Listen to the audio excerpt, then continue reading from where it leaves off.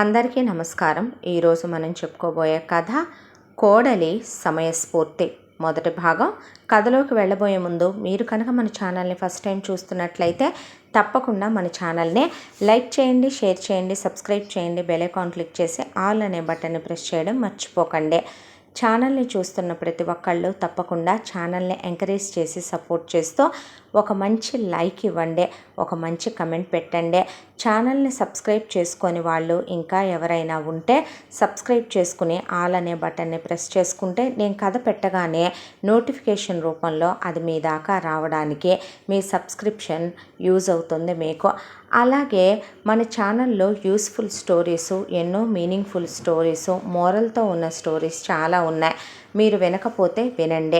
విని మీకు మంచిగా అనిపించిన స్టోరీసు మీ ఫ్రెండ్స్, ఫ్యామిలీ మెంబర్స్తో తప్పకుండా షేర్ చేసుకోండి. మరి కథని ఎక్కడ స్కిప్ చేయకుండా వినండి. కథలోకి వెళ్ళిపోదామా? ఈ కథ మొదటి భాగం బాగుంటుంది, రెండో భాగం చాలా బాగుంటుంది. కథని మిస్ చేయకుండా మొత్తంగా వినండి, ఎక్కడ స్కిప్ చేసుకోకండి. కథ చాలా ఇంట్రెస్టింగ్గా ఉంటుంది. ఒక ఇల్లాలు తన సమయస్ఫూర్తితో తనకొచ్చిన ప్రాబ్లమ్స్ అన్నిటినీ ఎలా అధిగమించింది అనేది మనం ఈ స్టోరీ చూసి తెలుసుకోవచ్చు, తెలియని వాళ్ళు నేర్చుకోవచ్చు. మరి కథలోకి వెళ్ళిపోదామా? కనకమ్మ పైడిరాజు దంపతులు చెప్పుకోదగ్గ స్థిరచరాస్తులు ఏవీ లేవు వీళ్ళకే. వీళ్ళ తల్లిదండ్రుల ద్వారా సంక్రమించినటువంటి ఆస్తి ఏ రోజో వాళ్ళు వీళ్ళ పేరు మీద పెట్టిన వెంటనే దాన్ని శుభ్రంగా స్వాహా చేసి అమ్ముకొని తినేయటం అయిపోయింది.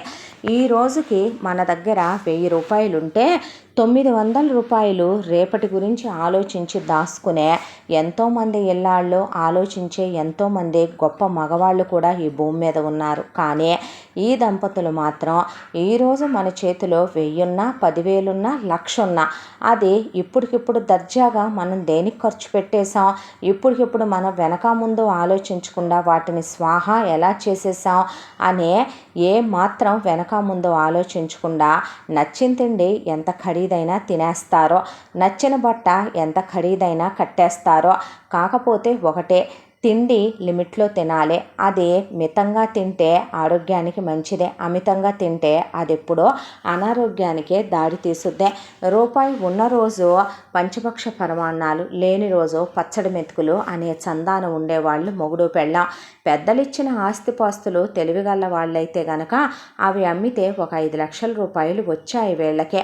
వాటితో తెలివైన భార్యాభర్తలైతే ముందు ఎంతో కొంత పెట్టి ఒక జాగా కొనుక్కొని సొంతదైన కనీసం ఏ 2 లక్షలు పెట్టో ఒక ఇల్లు వేసుకుంటారో, మిగతా 2 లక్షలు పెట్టి ఏ చిల్లర కొట్టో ఏ హోటలో పెట్టుకున్నా దర్జాగా ఒకళ్ళ కింద బ్రతకాల్సిన అవసరం ఉండదు.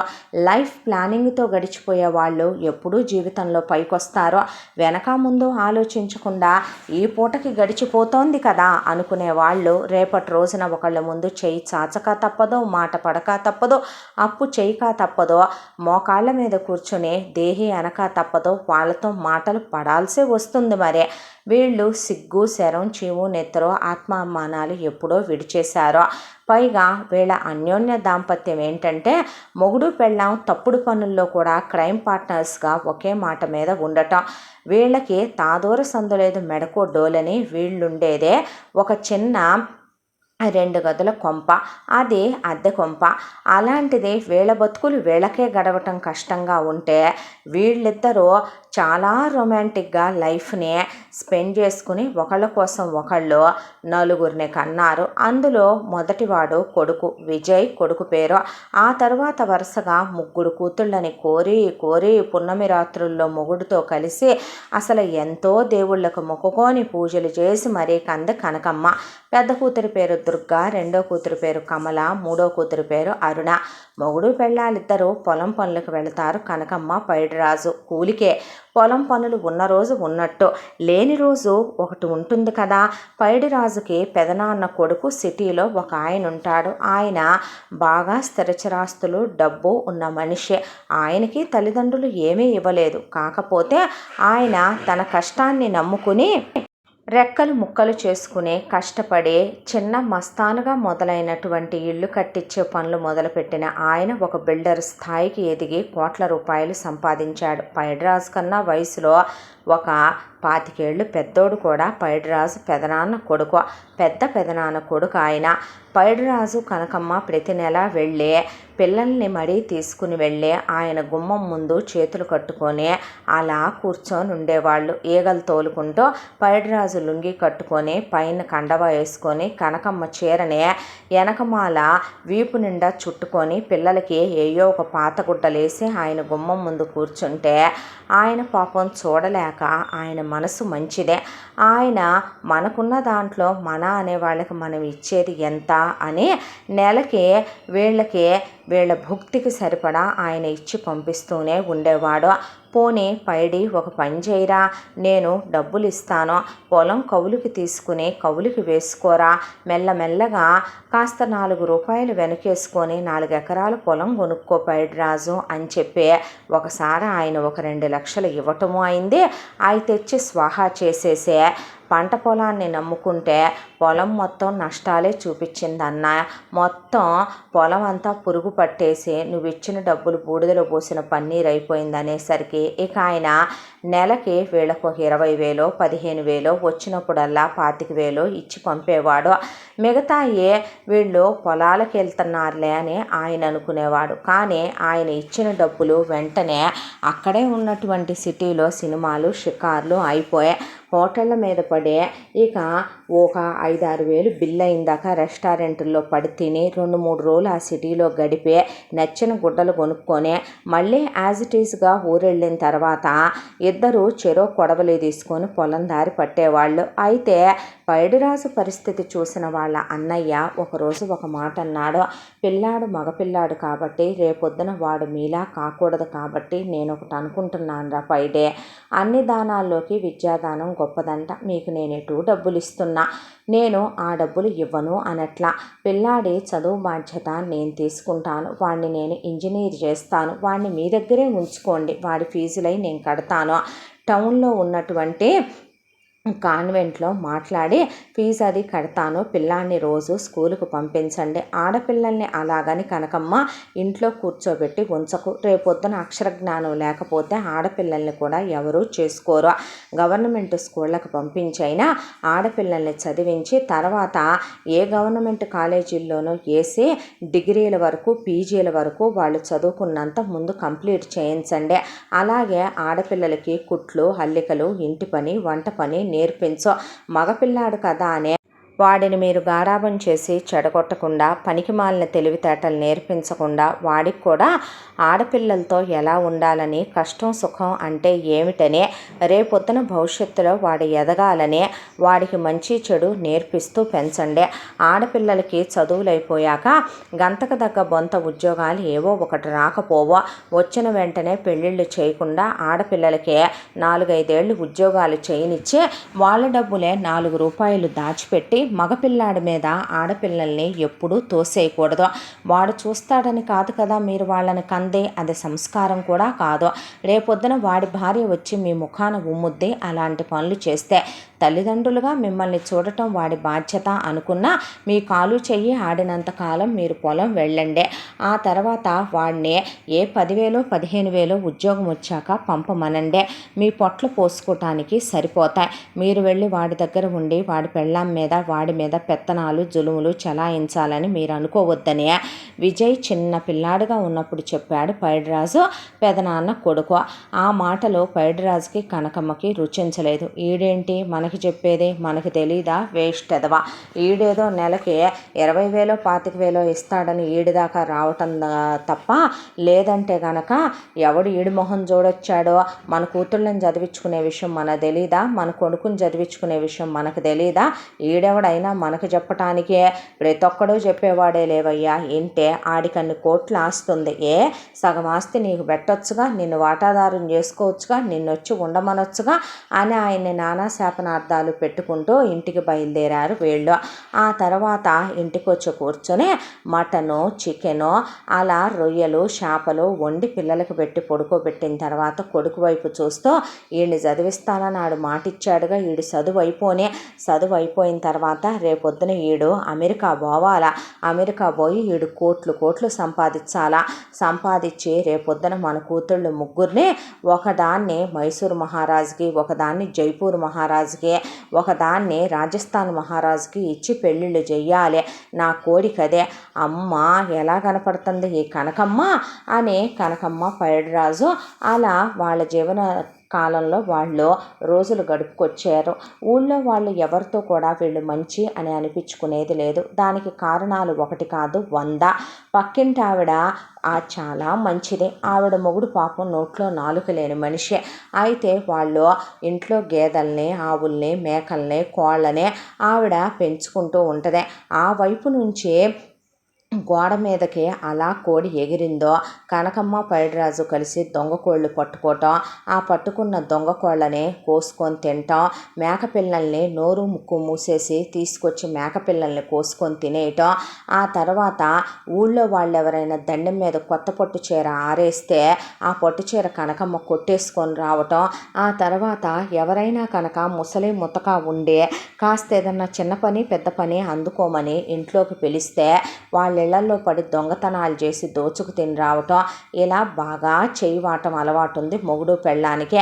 కూతుళ్ళు ముగ్గురు కూడా అదే బాపతగా తయారైపోయారు. దాంతో ఊళ్ళో వాళ్ళు ఎవరు ఇళ్ళకి రానివ్వరు. కర్మగాలి ఊళ్ళో వాళ్ళంతా ఏ శుభకార్యం జరిగినా అశుభకార్యం జరిగినా ఊళ్ళో అందరినీ పిలుస్తారు కాబట్టి పల్లెటూళ్ళలో ఈ మొగుడు పెళ్ళాన్ని కూడా పిలిచారు.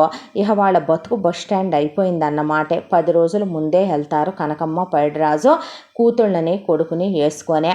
అక్కడ 10 రోజుల పాటు పడి తిని అయిపోయిన తర్వాత అక్కడయ్యే పప్పు ఉప్పులు సర్దుకొని దొంగతనంగా కొన్ని సైడ్ చేసి కూతుళ్ళకి ఇచ్చి ఇంటికి పంపించి మిగిలిపోయిన స్వీటు హాటు, ఆ పప్పు అన్నం గిప్పన్నం మొత్తం కూరలు అవి సర్ది తెచ్చుకొని దాంతోపాటు ఇక అక్కడ ఒక 10 రూపాయలు 50 రూపాయలు 100 రూపాయలు ఎంతో కొంత వాళ్ళ దగ్గర అడిగి ఒక 4-5 వేలు కలెక్ట్ చేసుకొని వస్తారు మొగుడు పెళ్ళాం. ఇలా ప్రతి పెళ్లిలో ప్రతి సావులో వీళ్ళు చేసే కార్యాలు ఆ ఊళ్ళో వాళ్ళకి అలవాటు పడిపోయారు. చీత్పు కుక్క బతుకు అని ఊళ్ళో వాళ్ళంతా అనుకోవటమే వీళ్ళ గురించి. ఆత్మాభిమానం ఉన్న మనుషులైతే ఏ కూరగాయలు కొట్టు పెట్టుకున్నా, లేదంటే గనక ఏ కష్టార్జితంతో ఆ పైడిరాజు అన్న చెప్పినట్టు పొలం తీసుకొని కవులుకేసుకున్నా, లేదు కాయ కష్టంతో ఏదో ఒక మూటలు మోసుకున్నా విలువే. కానీ ఇలాంటి నీతిమాలిన పనులు చేయొచ్చా? దొంగతనాలు మాత్రమే కాదు, కనకమ్మకి పైడిరాజుకి అసభ్యకరమైన ఇంకొక అలవాటు ఉంది. ఆ ఊళ్ళో ఒకడు వడ్డీలకు తిప్పుతాడు. వాడి పేరు నాగరాజు. వాడు వడ్డీలకి కనకమ్మ పైడిరాజు అడిగితే డబ్బులు ఇస్తూ ఉంటాడు. అయితే వీళ్ళని వడ్డీ అడగకుండా ఉండాలంటే వాడికి అమ్మాయిలు పిచ్చే. వాడికి 5 పెళ్ళాలని చేసుకుంటే 5 పెళ్ళాల్లో 2 సచ్చారు, 3 లేచిపోయారు. ఇక వాడికి ఎవరు పిల్లనివని అంటున్నారని వాడు కనపడ్డ ఆ ప్రతి ఆడదాన్ని అనుభవించాలి, ప్రతి ఆడదాంతో తిరగాలనుకుంటాడు ఆ నాగరాజు. అయితే కనకమ్మ వయసులో ఉన్న ఆడపిల్లల్ని చూసి నాగరాజు కొత్త బట్టలు కొనిపెడతాడని, నాగరాజు సినిమాకి తీసుకెళ్తాడని, నాగరాజు అయ్యిప్పిస్తాడని ఇయ్యిప్పిస్తాడని వాళ్ళకి మాయ మాటలు చెప్పి పడకలు కూడా మార్చేది నాగరాజుకి వయసులో ఉన్న ఆడపిల్లలకే. వాళ్ళ తర్వాత తప్పులు తెలుసుకొని కడుపు కాలు వచ్చిందని బావురుమని ఏడిస్తే 3వ కంటికి తెలియకుండా నాటు మందులు పెట్టి ఆ కడుపులు కడిగిచ్చేసి ఆ తర్వాత పెళ్ళిళ్ళు చేసుకొని మీ మొగుళ్ళతో మీరు పోండే అని చెప్పి వాళ్ళే పండక్కో పబ్బానికి వస్తే నాగరాజు ఒళ్ళు సలుపుగా ఉంది కనకమ్మ, అదొచ్చింది ఊళ్ళోకి ఇదొచ్చింది ఊళ్ళోకి అనంగానే మీ మొగుళ్ళు మీ అత్తారిళ్ళకి వెళ్ళమని చెప్పి మీరు 4 రోజులు పుట్టింటో ఉంటామని చెప్పి ఆడినంట పలానా చోట మా ఇంట్లో ఉంటానన్నాడు.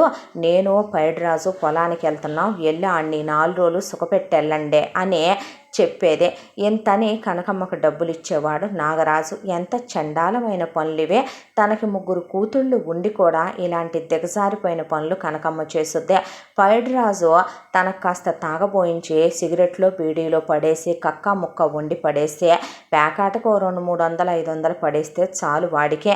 ఈ విషయాలన్నీ కొడుక్కి కూడా తెలిసి కూడా కొడుకు అమ్మా నాన్నలకు పుట్టినవాడు కదా, ఆవు చేలో మేస్తే దూడ గట్టును మేసుద్దా, ఆ తానులో గుడ్డే కదా వాడు వీళ్ళ పెంపకంలో అలాగే పెరిగాడు. ఇక ఎటు పైడిరాజు అన్న డబ్బులు ఇస్తున్నాడు కాబట్టి కొడుకును మాత్రం చిన్నప్పటి నుంచే నువ్వు చదువుకోవాలి, నువ్వు కోట్లు సంపాదించాలి, మమ్మల్ని నువ్వు ఒక రేంజ్లో ఉంచాలి అని చెప్పి పెంచుకొచ్చింది కొడుకునే. నీ మీదే నీ చెల్లెళ్ళు అమ్మా నాన్న ఆధారపడున్నారని మర్చిపోబాకయ్యా అని చెప్పేది కొడుక్కే. ఊళ్ళో ఎవరి దగ్గరికి వెళ్ళినా చీత్పు అని వీళ్ళని అవమానించడం తప్ప ఒక్కళ్ళు కూడా లోపలికి పిలిచి గౌరవంగా కూర్చోబెట్టి మర్యాదగా మాట్లాడే స్థితిలో వీళ్ళ బతుకులు ఏనాడు ఉండేవి కాదు. కూతుళ్ళను మాత్రం అస్సలు స్కూలు కన్నమాట పంపించేది కాదు. కూతుళ్ళను కూడా పొలానికి తీసుకుపోయేదే. కూతుళ్ళు నిషానీలుగానే పెరిగి పెద్ద అవటం మొదలుపెట్టారు. తన కూతుళ్ళు చూడటానికే అందవికారంగా తనలా తన మొగుళ్ళ ఏడ్చినా తన కొడుకు చూడటానికి బాగోకపోయినా తన కొడుకును మాత్రం కోటీశ్వర్ల అమ్మాయిలో వలచి వచ్చి ఒళ్ళో పడాలని చెప్పేది కనకమ్మ. కొడుకు చదువు అలా కొనసాగించుకుంటూ వెళ్ళటం మొదలుపెట్టాడు. కొడుక్కి ఇంటర్మీడియట్లో జాయిన్ అయినప్పుడే కూర్చోబెట్టి చెప్పిన మాట ఏంటంటే, బాగా డబ్బున్న దాన్ని చూడు, దాంతో నువ్వు ఎంత దూరం వెళ్తావో వెళ్ళు, దానికి కడుపు చేసినా కాల్ చేసినా దాన్ని కాలు జారేలా చేసినా కోట్ల రూపాయల ఆస్తులు వచ్చి పడాలి మనకే, దాని మీద మన ఫ్యామిలీనే లాగేయాలి. నువ్వు అర్థమవుతుందా తెలివితేటలు? దేనికి డబ్బు ఉందో దానికి మాత్రమే నువ్వు అందగత్తెలుగా ఉంటారా డబ్బున్నోళ్ళు, వాటిని కసితేరా అనుభవించవచ్చు. నీకు ఆ యావ ఎక్కువని కూడా నాకు తెలుసు, కాబట్టి నువ్వు అనుభవించటానికి ఆడది దొరికినట్టుంటుంది. మాకు నువ్వు 4 రూపాయలు సర్ది నిన్ను కన్నందుకు మా బతుకులు బాగు చేసినట్టు ఉంటుంది. అర్థమైతందగా చెప్పేది అని చెప్పింది కొడుక్కే. ఇంటర్లో విజయ్ ట్రై చేశాడు కానీ వాళ్ళ అమ్మా నాన్నలు చెప్పిన మాటలకి విజయ్ ఏమీ అందగాడు కాదు. చూడటానికి బిలో యావరేజ్గా ఉంటాడు. దానికి తోడు మనిషి పెద్ద హైటు కాదు, కలరు కాదు, చూడటానికి అట్రాక్టివ్గా ఉండేటటువంటి ఫేస్ కట్స్ ఏమీ కాదు. ఇక అమ్మాయిలు ఏమైనా పిచ్చోళ్ళ, ఇంటర్లకే చాలా తెలివితేటలు మీరిపోయి ఉన్నారు ఆడపిల్లలు. దాంతో విజయ్కి ఇంటర్లో ఎవరు వర్కౌట్ అవ్వలా. ఇంజనీరింగ్లో ఇక పైడిరాజు పెదనాన్న కొడుకు పుణ్యమా అంట విజయ్కి ఎంసెట్లో మంచి ర్యాంకు రావటం వల్ల ఆయన మంచి కాలేజీలోనే జాయిన్ చేశాడు. జాయిన్ చేస్తే అక్కడ కాస్త డబ్బున్న పిల్లలు జాయిన్ అయ్యి కాలేజీకి రావటం సహజం. అలా వచ్చిన వాళ్ళల్లోనే ఒక అమ్మాయి శైలజతో ముందు స్నేహం మొదలుపెట్టాడు విజయ్. ఆ అమ్మాయి మీద ఎక్కువ కేర్ చూపించడం, ఆ అమ్మాయి కాళ్ళకి రాళ్ళు గుచ్చుకుంటాయేమోనని ముందే వెళ్ళి రాయిని పక్కకంటాం, ఆ తర్వాత ఆ అమ్మాయి రికార్డులు తను రాసి పెట్టడం, నోట్సులు తను రాసి పెట్టడం, ఆ అమ్మాయితో ఫ్రెండ్లీగా ఉండటం, ఆ అమ్మాయితో సినిమాకి వెళ్ళటం, ఆ అమ్మాయితో బయటకు వెళ్ళటం, ఆ అమ్మాయిని ప్రొటెక్టివ్గా వాళ్ళ ఇంటి దాకా తోడు వెళ్ళి మరీ దింపి రావటం, ఇలా చేస్తూ ఉండేవాడు విజయ్. ఇంత దాంట్లో స్నేహంలోనే విజయ్ ఆరా తీసేశాడు శైలుని డీటెయిల్స్. ఏంటంటే శైలు వాళ్ళ నాన్నగారికి ఒక బిజినెస్ ఉంది, ఆయనకి ఒక చిన్న ఫ్యాక్టరీ లాంటిది రన్ చేస్తున్నాడు ఆయన. అయితే వాళ్ళకి 10 మంది పిల్లలు పుట్టిపోయిన తర్వాత బ్రతికిన ఒకే ఒక బిడ్డ శైలజ అంటే పంచప్రాణాలు వాళ్ళ అమ్మా నాన్నలకే. మొత్తం ఆస్తి లెక్క చూస్తే శైలజ వాళ్ళకే ఆ ఫ్యాక్టరీ కాక, ఉండే ఇల్లు కాక, వాళ్ళ అమ్మా నాన్న పేరు మీద ఉంది కాక, శైలజకి వాళ్ళు ఇచ్చి చేద్దామనుకుంటుంది 5 కోట్లు లిక్విడ్ క్యాష్ కట్నం. ఆ విషయం తెలుసుకున్నాడు విజయ్. ఆ తర్వాత శైలజతో ఇంకో స్టెప్ ముందుకు తీసుకుని స్నేహాన్ని పరిచయంగా దాన్ని ఇంకా పెంచి ఆ తరువాత దాన్ని ప్రేమగా కన్వర్ట్ చేశాడు. ఒక రోజున ఆమెకి ప్రపోజ్ చేశాడు. విజయ్లో కాదంటానికి రీజన్స్ ఏమీ శైలజకి కనిపించలేదు. పేద కుటుంబంలో పుట్టి పెరిగాడన్న మాటే కానీ విజయ్కి చెడు అలవాట్లు లేవు. చూడటానికి బిలో యావరేజ్గా ఉన్న మనిషి మంచోడైతే చాలదా? వాళ్ళ నాన్నగారి తర్వాత ఆ ఫ్యాక్టరీ బాధ్యతలు తను చూసుకుంటాడు, వాళ్ళ ఇంట్లో వచ్చి ఉంటాడు. డబ్బున్న ఎదవలైతే తను అణగదొక్కాలని చూస్తారు. అలా కాకుండా విజయ్ తన అడుగులకి మడుగులొత్తే తన అడుగుజాడల్లో నడుస్తాడు, చెప్పిన మాటలు వింటాడని ఏదో ఇక ఆడపిల్లలకు ఉండేటటువంటి వెర్రి ఆలోచనలు, వెర్రి ఎక్స్పెక్టేషన్సే శైలజకి కూడా విజయ్ విషయంలో ఉండి ఓకే చెప్పిందే. ఆ రోజు లగ్గాయిత్తు విజయ్ ఈ విషయాన్ని కనకమ్మ పైడిరాజుకి పోస్ట్ చేశాడు. ఆ తర్వాత విజయ్కి శైలు సరైన ఫోన్ లేదని ఫోన్ కొనిచ్చిందే. ఆ తర్వాత మరి తనకు మాత్రమే ఫోన్ కొనిస్తే ఎట్లా, తన చెల్లెళ్ళకి తన అమ్మా నాన్నలకి ఫోన్ కావద్దు అనే దాంతో ఆ ఫోన్ పట్టుకొని మా వాళ్ళు ఈ ఫోన్ చూస్తే నేను మాత్రమే బాగున్నాను, వాళ్ళకి నేను ఇలాంటి ఇవ్వలేకపోతున్నానని బాధపడతారేమో శైలు అన్న తర్వాత సరే నీ అంత కాస్ట్లీ ఫోన్ వాళ్ళకి కొనివ్వలేనులే కానీ ఆంటీకి అంకుల్కి ఇవిగో 2 స్మార్ట్ ఫోన్లని ఒకెడతా, మీ చెల్లెళ్ళు ముగ్గురికి ఇగో 3 స్మార్ట్ ఫోన్లని ఒకెడతా కొనిచ్చింది శైలు. అలా ఫోన్లు ముందు తన వాళ్ళకి చేరుకున్నాయి. ఆ తర్వాత విజయ్ కోసం అని చెప్పి శైలు వాళ్ళ ఇంట్లో వాళ్ళకి తెలియకుండా ఎంత అడిగినా ఒకటే పిల్ల కాబట్టి 50,000 రూపాయలు, 1,00,000 రూపాయలు షాపింగ్కే తీసుకున్న వాళ్ళ అమ్మా నాన్నలు పార్లర్ బిల్లే ఓ 25,000-30,000 రూపాయలు అయినా పిల్లని ఎందుకు ఏంటి అని ప్రశ్నించే అలవాటు వాళ్ళకి లేదు. అలా తేపా కొద్దిగా డబ్బులు తీసుకొని 1,00,000 పెట్టి విజయ్కి 2 వీలర్ బండి కొనిచ్చింది శైలు. ఇక ఆ తర్వాత విజయ్కి బర్త్డే చేస్తే ఆ బర్త్డేకి కట్ చేయించి ఒక కేక్ ముక్క అలా విజయ్ నోట్లో పెట్టగానే అమ్మా నాన్నలకి ఫోన్ చేసి రమ్మనమని చెప్పి వాళ్ళందరినీ కూడా హోటల్కి లంచ్కి తీసుకెళ్ళి ఆ బిల్లు శైలుతో కట్టించి షాపింగ్కి తీసుకెళ్ళి వాళ్ళందరికీ బట్టలు ఇప్పించమని, ఆ తర్వాత వాళ్ళందరినీ కూడా సినిమాకి తీసుకెళ్ళి ఆ తర్వాత బస్ ఎక్కించి పంపిస్తూ ఆ కేక్ కూడా ఇచ్చి పంపించేవాడు వాళ్ళకే. శైలు పోనీలే పాపం ఎప్పుడూ ఎరగని వాళ్ళు కదా, తల్లిదండ్రులకి ప్రయారిటీ ఇచ్చేవాడంటే రేపొద్దున మా అమ్మ నాన్నలను కూడా తన అమ్మ నాన్నలుగా చూసుకుంటాడు కదా, రేపొద్దున నన్ను గుండెల్లో పెట్టుకొని చూసుకుంటాడు కదా అనే శైలు ఏమీ మాట్లాడేది కాదు. ఆ తర్వాత విజయ్కి బట్టల షాపింగ్ శైలునే. తనకు బట్టలు కొంటే మరి మాకురా, నీ వరకు నువ్వు చూసుకుంటే మేమేమైపోతావురా అనేవాళ్ళు కనకమ్మ పైడిరాజు. దాంతో మరి అమ్మకి తీసుకోవా, నాన్నకి తీసుకోవా, చెల్లెళ్ళకి తీసుకోవా, ఆఫ్లో ఉన్నాయి కదా చెల్లెళ్ళకి కూడా తీసుకోవచ్చుగా, మహా అయితే గనక 6 టాపులు 3,000 పడుతున్నాయి, ముగ్గురు చెల్లెళ్ళకి 3,000 పెట్టి తీసుకుంటే హ్యాపీ ఫీల్ అవ్వరా వదిన కొనిచ్చిందనే, నా దగ్గర డబ్బు లేదనేగా శైలు నేను నీకు కూడా చెప్పాల్సి వస్తుంది అనేసరికి శైలజ ఇక ఏది విజయ్కి కొంటే వాళ్ళ ఇంట్లో వాళ్ళకు కూడా అది కొనాల్సిందే.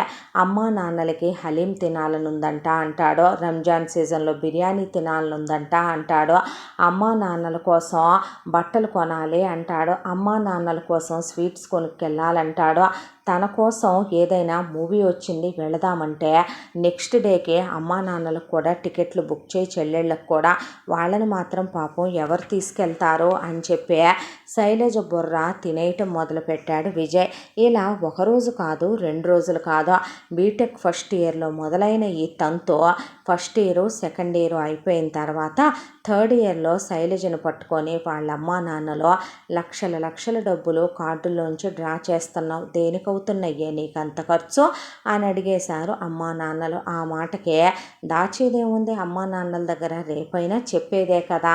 దాంతో నేను విజయ్ అని ఒక అబ్బాయిని ప్రేమిస్తున్నాను, అతను కొంచెం బిలో పావర్టీ లైన్లో ఉన్నాడు, తనకి నేను ఇలా కొనిచ్చాను, వాళ్ళ ఫ్యామిలీకి కూడా హెల్ప్ చేస్తున్నాను నాన్న అని చెప్తే కూతుర్నే లాగి గోబ పెట్టి కొట్టి నేను 5 కోట్లు ఇస్తానంటే ప్రేమించు తప్పు లేదు, నువ్వు ఒక 50 కోట్లు ఉన్నోడిని ప్రేమించవే, అప్పుడు మన రేంజ్కి లెవెల్కి స్టేటస్కి కులానికి గోత్రానికి సరిపోద్దే, కేరా ప్లాట్ఫామ్ ఫుట్పాత్ గాడిని లవ్ చేయటం ఏంటి, వాడమ్మా నాన్న నువ్వు ఉద్ధరించటం ఏంటి, ఆడి చెల్లెళ్ళని నువ్వు చూడటం ఏంటి, ఆడపిల్లలకి ఖర్చు పెట్టే మగపిల్లల్ని చూసాం కానీ ఇలా ఆడపిల్లల మీద డిపెండ్ అయ్యి దోచుకు తినే ఎదవల్ని పేడి వెధవలో, బృహన్నల వెధవలో, క్యారెక్టర్లెస్ వెధవలో అంటారు తెలుసా.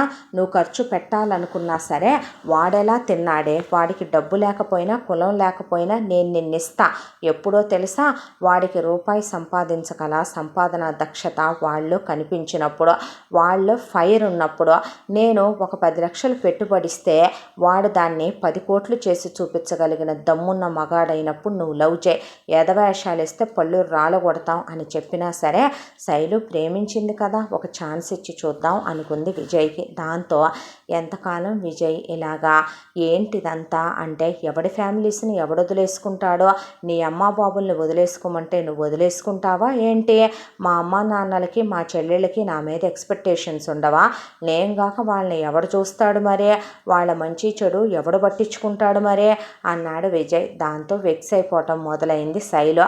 ఆ తర్వాత శైలు పేరుకి డబ్బున్న పిల్లన్న మాటే కానీ జీన్సులు టీషర్ట్లు వేసుకుంటుందన్న మాటే కానీ క్యారెక్టర్ లెస్ది కాదు. నరికేస్తారు వాళ్ళ అమ్మ నాన్న వేషాలు వేస్తే. దాంతో చాలాసార్లు కనకమ్మ పైడిరాజు చెప్పిన మాటలైతేనేమే, విజయ్ వయసుకు రావటం అయితేనేమే, శైలుని ఎక్కడ పడితే అక్కడ టచ్ చేయాలని, శైలుని బండి మీద ఎక్కించుకొని క్లోజ్గా ఆమెని హక్ చేసుకోవాలని ఇలా చాలా ట్రై చేసేవాడు. అయితే ఇవేవి వర్కౌట్ అవ్వలేదు. పైగా ఒకసారి శైలు వాళ్ళ ఇంట్లో ఎవరు లేరని తనకు క్లోజ్ అవ్వాలని కూడా ట్రై చేస్తే దవడ పగలగొట్టి పంపించింది శైలజ.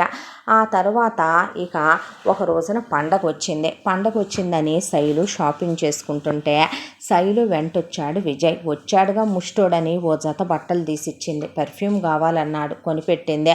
షూలు సాక్సులు అడిగాడు, కొనిపెట్టిందే. ఇన్నర్స్ అడిగాడు, కొనిపెట్టిందే. ఆ తర్వాత సెలూన్కి తీసుకెళ్ళన్నాడు, తీసుకెళ్ళిందే.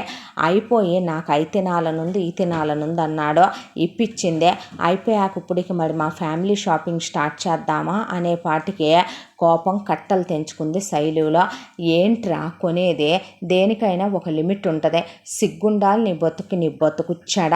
నేనే మా అమ్మ నాన్నల మీద డిపెండ్ అయి బ్రతుకుతున్నాను. ఏం బతుకురా నీదే? అసలు నువ్వు మగాడివేనంట్రా, మగతనం ఉందంట్రా నీకు? నీ అమ్మ బాబులకి సిగ్గు లేదు. కొడుకు ఒక అమ్మాయిని ప్రేమిస్తున్నాడని తెలిసినప్పుడు ఆ అమ్మాయికి నువ్వేదైనా ఇప్పించని చెప్పి అమ్మా నాన్నల్ని చూశాను. సింగిల్ వన్నే పెన్ని పెట్టి నువ్వు నాకు కనీసం ఒక గ్రీటింగ్ కార్డు ఒక 5 రూపాయలు గులాబ్ పువ్వు ఇచ్చావురా నీ అడుక్కు తినే బతుకుచ్చాడా? నీకు నేను ఎంతని కొనిపెట్టాలి, ఏమని కొనిపెట్టాలిరా? పైగా నీ అమ్మకు ముట్టె పొగరు, నీ చెల్లెళ్లకు ముట్టె పొగరు. లిమిట్లెస్గా ఏంటి అసలు ఇది? ఈ దోచుకు తింటవేంటి? పొద్దున్న లేచింది లగ్గాయితో మొదలు పెడతాం. సరుకులు కొట్లో డబ్బులు కట్టాలంట, నాన్ననేదో అన్నారంట, పక్కింట్లో అప్పు చేసిందంట, అమ్మనేదో అన్నారంట, చెల్లెళ్ళకి బట్టలు లేవంట, చెల్లెళ్ళకి బట్టలు తీసుకోవాలి, చెల్లెళ్ళకి ఇన్నర్లు తీసుకోవాలి, చెల్లెళ్ళకి చివరికి పీరియడ్ ప్యాంటీసు, చివరికి స్టే ఫ్రీస్ కూడా నాతోనే కొనిచ్చి పంపుతుంటే నేను ఏ చెప్పుతో కొట్టాలి? ఇంటికి వెళ్తున్నాను అని చెప్పి షాపింగ్ చేసుకొని సరుకులు పట్టుకెళ్తావు. ఇంటికి వెళ్తున్నానని వాళ్ళ కోసమని వాటికని వీటికని డబ్బులు ఇప్పించుకెళ్తావు. మీ అమ్మ బట్టలు తెచ్చి కుట్టించి టైలర్ బిల్లులు నేను కట్టాలి, మీ నాన్నకు బట్టలు కుట్టించి టైలర్ బిల్లులు నేను కట్టాలి. ఎలా కనపడుతున్నానురా నేను అసలు? ఏమోలే, నువ్వు చదువుకొని సంస్కారం ఒకటి ఏడిసిందిలే నీకు.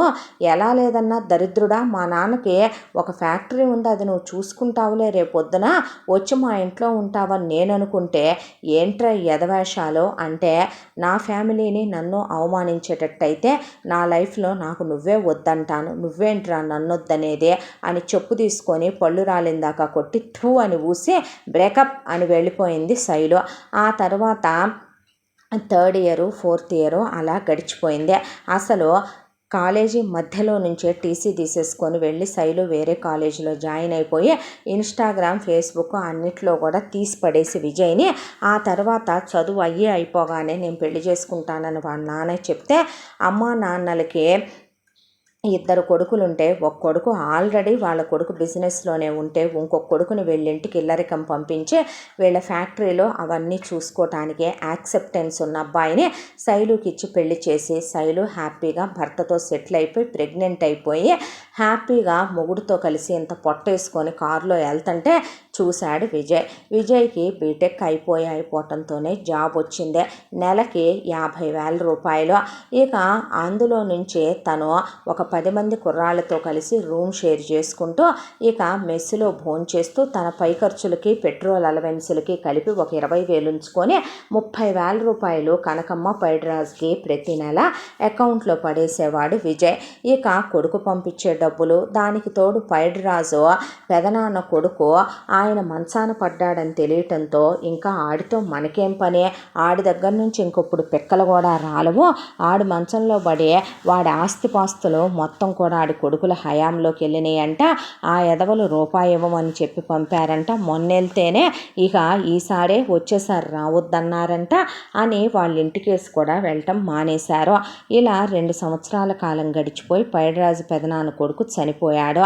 అయితే ఆ తర్వాత పైడిరాజు వాళ్ళు ఒకసారి డబ్బులకి ప్రతి నెల వెళ్ళినట్టు వెళ్తే చెప్పు తీసుకొని కొడతాం ఇంకొకసారి మా ఇంటి దరిదాపుల్లోకి వస్తే, ఏరా పైడిగా మా నాన్న ఉన్నన్నాళ్ళు మీకు డబ్బులు ఇచ్చాడు కదా, ఏ చుట్టాలరా మీరు, మా నాన్న రక్తం పంచుకొని పుట్టిన తమ్ముడువా ఏంట్రా నువ్వు, అలాంటిది నీ కొడుకుని చదివించి ఇంజనీర్ని చేస్తే ఆ ఎదవ కనీసం ఉద్యోగం వచ్చింది పెదనాన్న అని మా నాన్న దగ్గరికి వచ్చి చెప్పాడా, నువ్వు నీ పెళ్ళాం నీ కూతుళ్ళు మొహాలు తిప్పి చూపించారంటరా మాకు, పోతూ కూడా మీలాంటి వాళ్ళకి డబ్బులు ఇచ్చి పాపాన్నే కట్టబెట్టుకొని పోయాడరా మా నాన్న, ముక్కలుగా నరుకుతాం ఇంకోసారి ఇంటి దరిదాపులకు వచ్చారంటే, మేమేమైనా డబ్బులు చెట్లు వేసామనుకుంటున్నారా, మీ బతుకొచ్చాడా, అడుక్కు తినండి లేకపోతే ఉరేసు సావండని వాళ్ళు గెంటి పడేయించారు వాచ్మెన్ చేత. దాంతో రోషంతో వచ్చి కొడుకు ఆ విషయం చెప్పి, నువ్వు ఏం చేస్తావో ఎలా చేస్తావో మా తెలీదురా, నువ్వు కోట్ల రూపాయలు సంపాదించాలి, నువ్వు ఎలాగైనా అమెరికాకి వెళ్ళాలి, ఆ తర్వాత చెల్లెళ్ళకి పెద్ద సంబంధాలు చేయాలి, అందుకే ఈ వయసుకు వచ్చిన దగ్గర నుంచి వీటికి పైట నిలవట్లేదు, ఏ మగాడిని చూసినా సరే పైట జార్చేలా ఉన్నాయి, ఏ మగాడితో పక్క పంచుకుంటాయోనని కాపలా కాస్తున్నాను కళ్ళల్లో ఒత్తులేసుకొని, రేపొద్దున వీటి మీద రిమార్క్ లేకుండా వీటిని కోటీశ్వర్లకు ఇచ్చి చేయాలనేది నా కోరిక, ఏ చిన్న రిమార్క్ ఉన్నా వీటిని చేసుకోరని వీటిని ఒక పక్కన కాపు కాసుకోలేక ప్రతిరోజు రాత్రి వీటి కాళ్ళకి గొలుసులేసే ఆ గొలుసుల్ని నా మంచానికి కట్టేసుకొని పడుకుంటున్నాను, చెబితే సిగ్గుచేటు, నువ్వు ఏం చేస్తావో ఎలా చేస్తావో, కోట్లున్న దాన్ని పడైరా అంటే నీ వల్ల కాక చేప జారిపోయినట్టు, ఇసుక జారిపోయినట్టు, పొగ జారిపోయినట్టు, నీళ్లు జారిపోయినట్టు జారిపోయింది అది నీ చేతిలో నుంచి, ఈసారి మాత్రం అలా జరగటానికి వీలు లేదు అని చెప్పి నీ 2 నెలల జీతం నాకు పంపించు ముందు అందే కనకమ్మ. అంటే పంపుతున్నానుగా అమ్మ, ఓవర్ టైములు కూడా చేయి అని చెప్పారు అమ్మా నాన్నలు. దాంతో ఓవర్ టైములు కూడా చేసి తన జీతం మీద ఎక్స్ట్రా అమౌంట్ను కూడా కలిపి పంపించాడు విజయ్.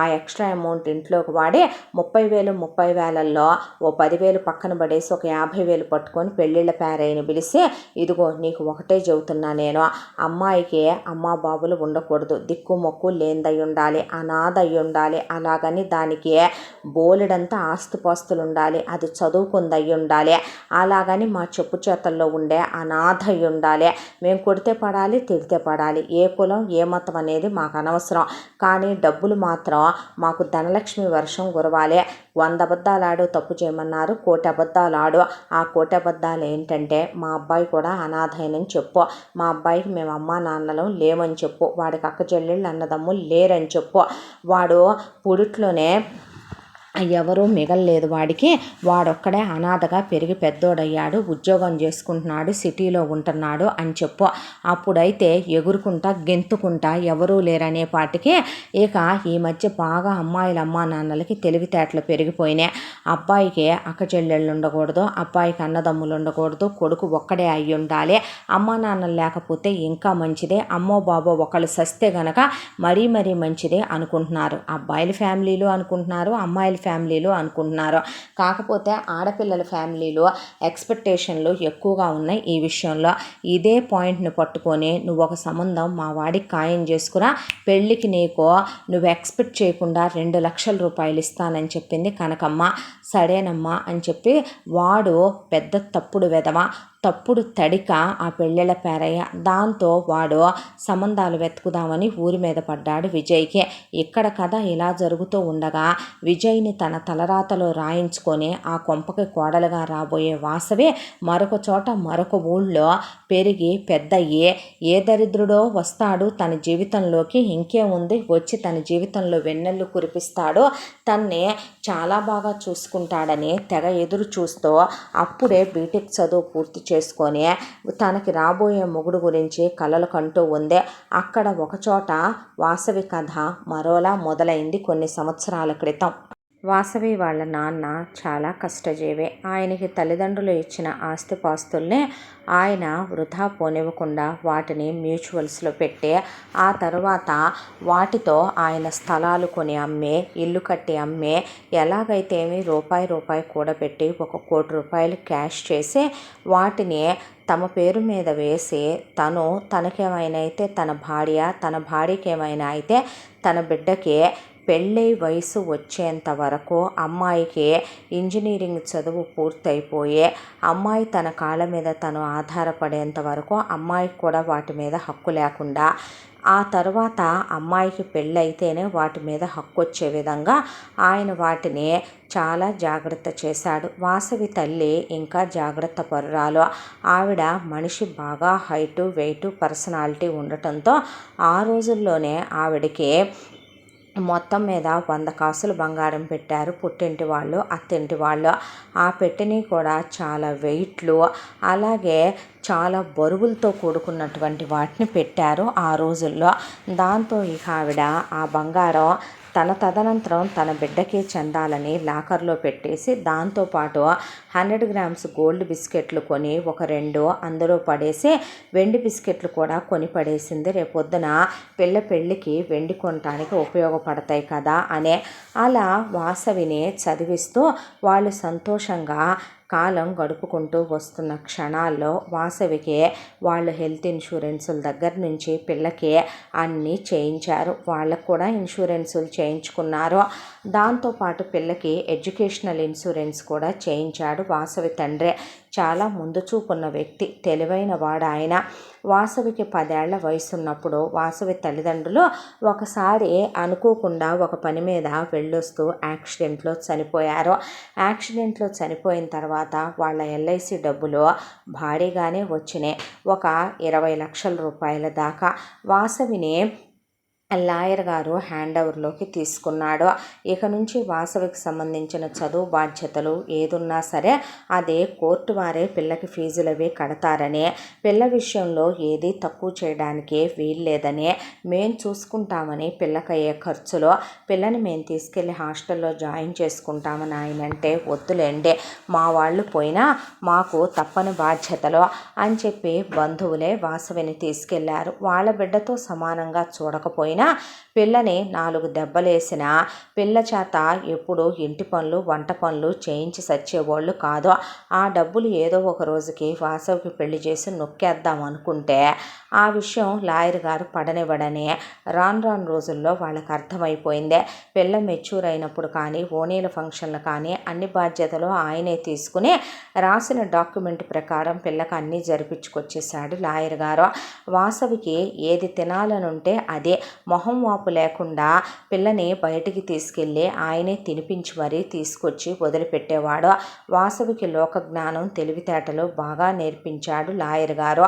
పిల్లని దగ్గర కూర్చోబెట్టుకొని, మీ నాన్నగారు కష్టజీవమ్మ, మీ అమ్మ తెలివైందే, మీ అమ్మ నాన్నలు రూపాయి పోగు చేసేదే నీకోసం, వాళ్ళు ఏదున్నా సరే నీ గురించి ఆలోచించే వాళ్ళమ్మ అని వాసవికి పడి విధాలా చెప్తూ బయట ప్రపంచాన్ని చూసి పెరగాలి, నువ్వు తెలివితేటలతో పెరగాలి, బయట లోకులే మనకెన్నో తెలియని విషయాల్ని నేర్పిస్తారు తల్లి అని చెప్పుకుంటూ పెంచుకొచ్చాడు ఆయన. వాసవిని ఇక తప్పదు కాబట్టి పెంచుకొచ్చి కొట్టి తిట్టి టార్చర్లు పడేంత చేస్తే జైలుకి వెళ్ళాల్సి వస్తుందని వీళ్ళకి తెలుసు కాబట్టి పిల్లని ఏమీ అనకుండా వాళ్ళ పిల్లలతో పాటు తినే దాంట్లో ఓ ముద్ద పెట్టి ఒక మూలన ఉండమని బాగానే చూసి చచ్చేవాళ్ళు.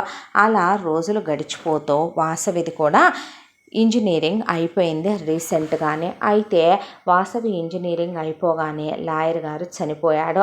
లాయర్ గారు చనిపోతూ జూనియర్ లాయర్కి వాసవి బాధ్యతలు అప్పచెప్పి వాసవి పెళ్లి చేసుకోగానే వీటన్నిటి మీద హ్యాండ్ ఓవరు వాసవికి ఇప్పించమనమని చెప్పాడు ఆయన. అయితే ఈ విషయం తెలిసిన చుట్టాలు బంధువులు వాసవిని ఆస్తి మొత్తం వాళ్ళ పేరు మీద పెట్టమని అడిగారు. అడిగితే అది మా అమ్మ నాన్నలు నాకు ఇచ్చింది, నేను ఇవ్వనని చెప్పేసింది. ఉద్యోగానికి వెళ్తానన్న వాసవిని ఏం అక్కర్లేదని మాన్పించి అప్పటికప్పుడు ఎందుకు నలుగురిలో 4 మాటలు అనిపించుకోవటం, ఇన్నాళ్ళు చూసి చెడ్డోళ్ళం అవటం, ఎవడో ఒకడు గంతకు తగ్గ బొంతకేసి కట్టేస్తే దీని పీడ విరగడైపోద్దని పెళ్ళిళ్ళ పేరయ్యని సంబంధాలు వెతకమంటే అటు విజయ్ సంబంధం వెతుకుతున్న పెళ్ళిళ్ళ పేరయ్య, ఇటు వాసవి సంబంధం వెతుకుతున్న పేరయ్య కలుసుకొని నా దగ్గర పిల్ల ఉందంటే నా దగ్గర పిల్లాడున్నాడని మాట్లాడుకున్నారు. మాట్లాడుకున్న తర్వాత వాసవి ప్రాపర్టీ వివరాలు చెప్పాడు వాడు. విజయ్ గురించి ఏదైతే కనకమ్మ చెప్పమందో అది చెప్పాడు వీడు. దాంతో ఓకే అనుకొని వెళ్ళి వాసవి వాళ్ళ బంధువులకి చెప్తే ఎవడో ఒకళ్ళే 4 రూపాయలు సంపాదించుకునేవాడు అనాథ అయితేనేమి ఎవడైతేనేమి సింపుల్గా పెళ్లి చేసి పంపించడానికి మాకేమీ అభ్యంతరం లేదు అని చెప్పారు. పెళ్లి చూపులకి మేము రాకూడదు, మేము నీకు ఎవరం లేమని చెప్పి పెళ్ళిళ్ళ పేరయ్యతో ఇలా సంబంధం మాట్లాడిచ్చాను. ₹1,00,00,000 డబ్బు అంట్రా, ఎప్పుడన్నా చూసామా జీవితంలో? 20 లక్షల రూపాయలు, అది కాకుండా LIC డబ్బులు విడిగా ఎప్పుడో వేసుంచారంట బ్యాంకీలో. దాదాపు అవి కూడా పెరిగే ఉండవు ఈ పాటికి. అవి కాకుండా బంగారం ఉందంట, 100 కాసుల బంగారం. వామ్మో మాటలా చెప్పు. అది కాక బీటెక్ దాకా చదివిందంట. చూడటానికి బాగుంది రోయ్, నువ్వు మేము చెప్పినట్టు చెయ్యి అంది కనకమ్మ. ఏంటి అన్నాడు విజయ్. నువ్వు వెళ్ళి దాన్ని కలువు, నువ్వు అనాథవని చెప్పావు, అలాగే పరిచయం చేసుకున్న తర్వాత అది చెప్పే మాటలను బట్టి తెలివిగా నడుచుకో. ఆ తర్వాత పెళ్ళికి కూడా మేము రావు, పెళ్ళి చేసుకున్న తర్వాత ఫోటోలు వీడియోలు అన్నీ జాగ్రత్తగా పెట్టుకో, అది అడ్డం తిరగకుండా. ఆ తర్వాత నువ్వు వెంటనే పిల్లల్ని కనమాకబ్బాయి, నీకు చెప్తున్నా, నువ్వు ఆ కాండోములు లాంటివి వాడబాకు, వాటితో అంత సేఫ్టీ లేదంట. పెళ్ళయ్యే అవగానే శోభనానికి తొందరపడకుండా దానికి ఆ కాపట్టి బోపట్టి ఉంటుంది, అది వేయించు. ముందు వేయించిన తర్వాతే దాని ఒంటి మీద చెయ్యి. రేపు నీ వెనకమాల 3 చెల్లెళ్ళు ఉన్నారని మర్చిపో మాకు. అలాగే ఒక 3 నెలల పాటు నువ్వు 10 మందితో వాటా వేసుకొని ఉండే ఇల్లు కాకుండా ఒక పంప తీసుకొని దాంతో కాపురం పెట్టించి ముందు దాన్నే నమ్మించు. దాన్ని నీ ప్రేమలో మునిగిపోయేలా చేయి. పగలు రాత్రి తేడా లేకుండా దాంతో సుఖపడు, దాన్ని సుఖపెట్టు, మోజు తీర్చుకో. పగలు రాత్రి తేడా ఉండకూడదు, నీ ఇష్టం. ఇక హాలు, బెడ్రూమ్, బాత్రూమ్, కిచెన్ అనే తేడా ఉండకూడదురా. ఆ తర్వాత దాన్ని ఆ డబ్బులు రావటానికి ఆ టైం సరిపోద్దంట. ఆ డబ్బులు బ్యాంకీలోకి మారంగానే, ఆ బంగారం అలా మారంగానే దాన్ని మెల్లగా తీసుకొని ఇక్కడికి రా. తర్వాత నడవాల్సిన కథ నేను నడుపుతానంది కనకమ్మ. తెలిస్తే గొడవలైపోతాయేమో అన్నాడు విజయ్. అబ్బో ఎక్కడయ్యా, నువ్వు పిల్ల జమీందారు కదా, మీ నాన్న పెద్ద జమీందారు, కొన్ని కోట్ల రూపాయలు కూడేశారుగా, అవి పెట్టి వెనకాలన్న నీ 3 చెల్లెళ్ళకి పెళ్ళిళ్ళు చేసి ఫర్నిచర్ ఇడిపిస్తాను మరి నేను.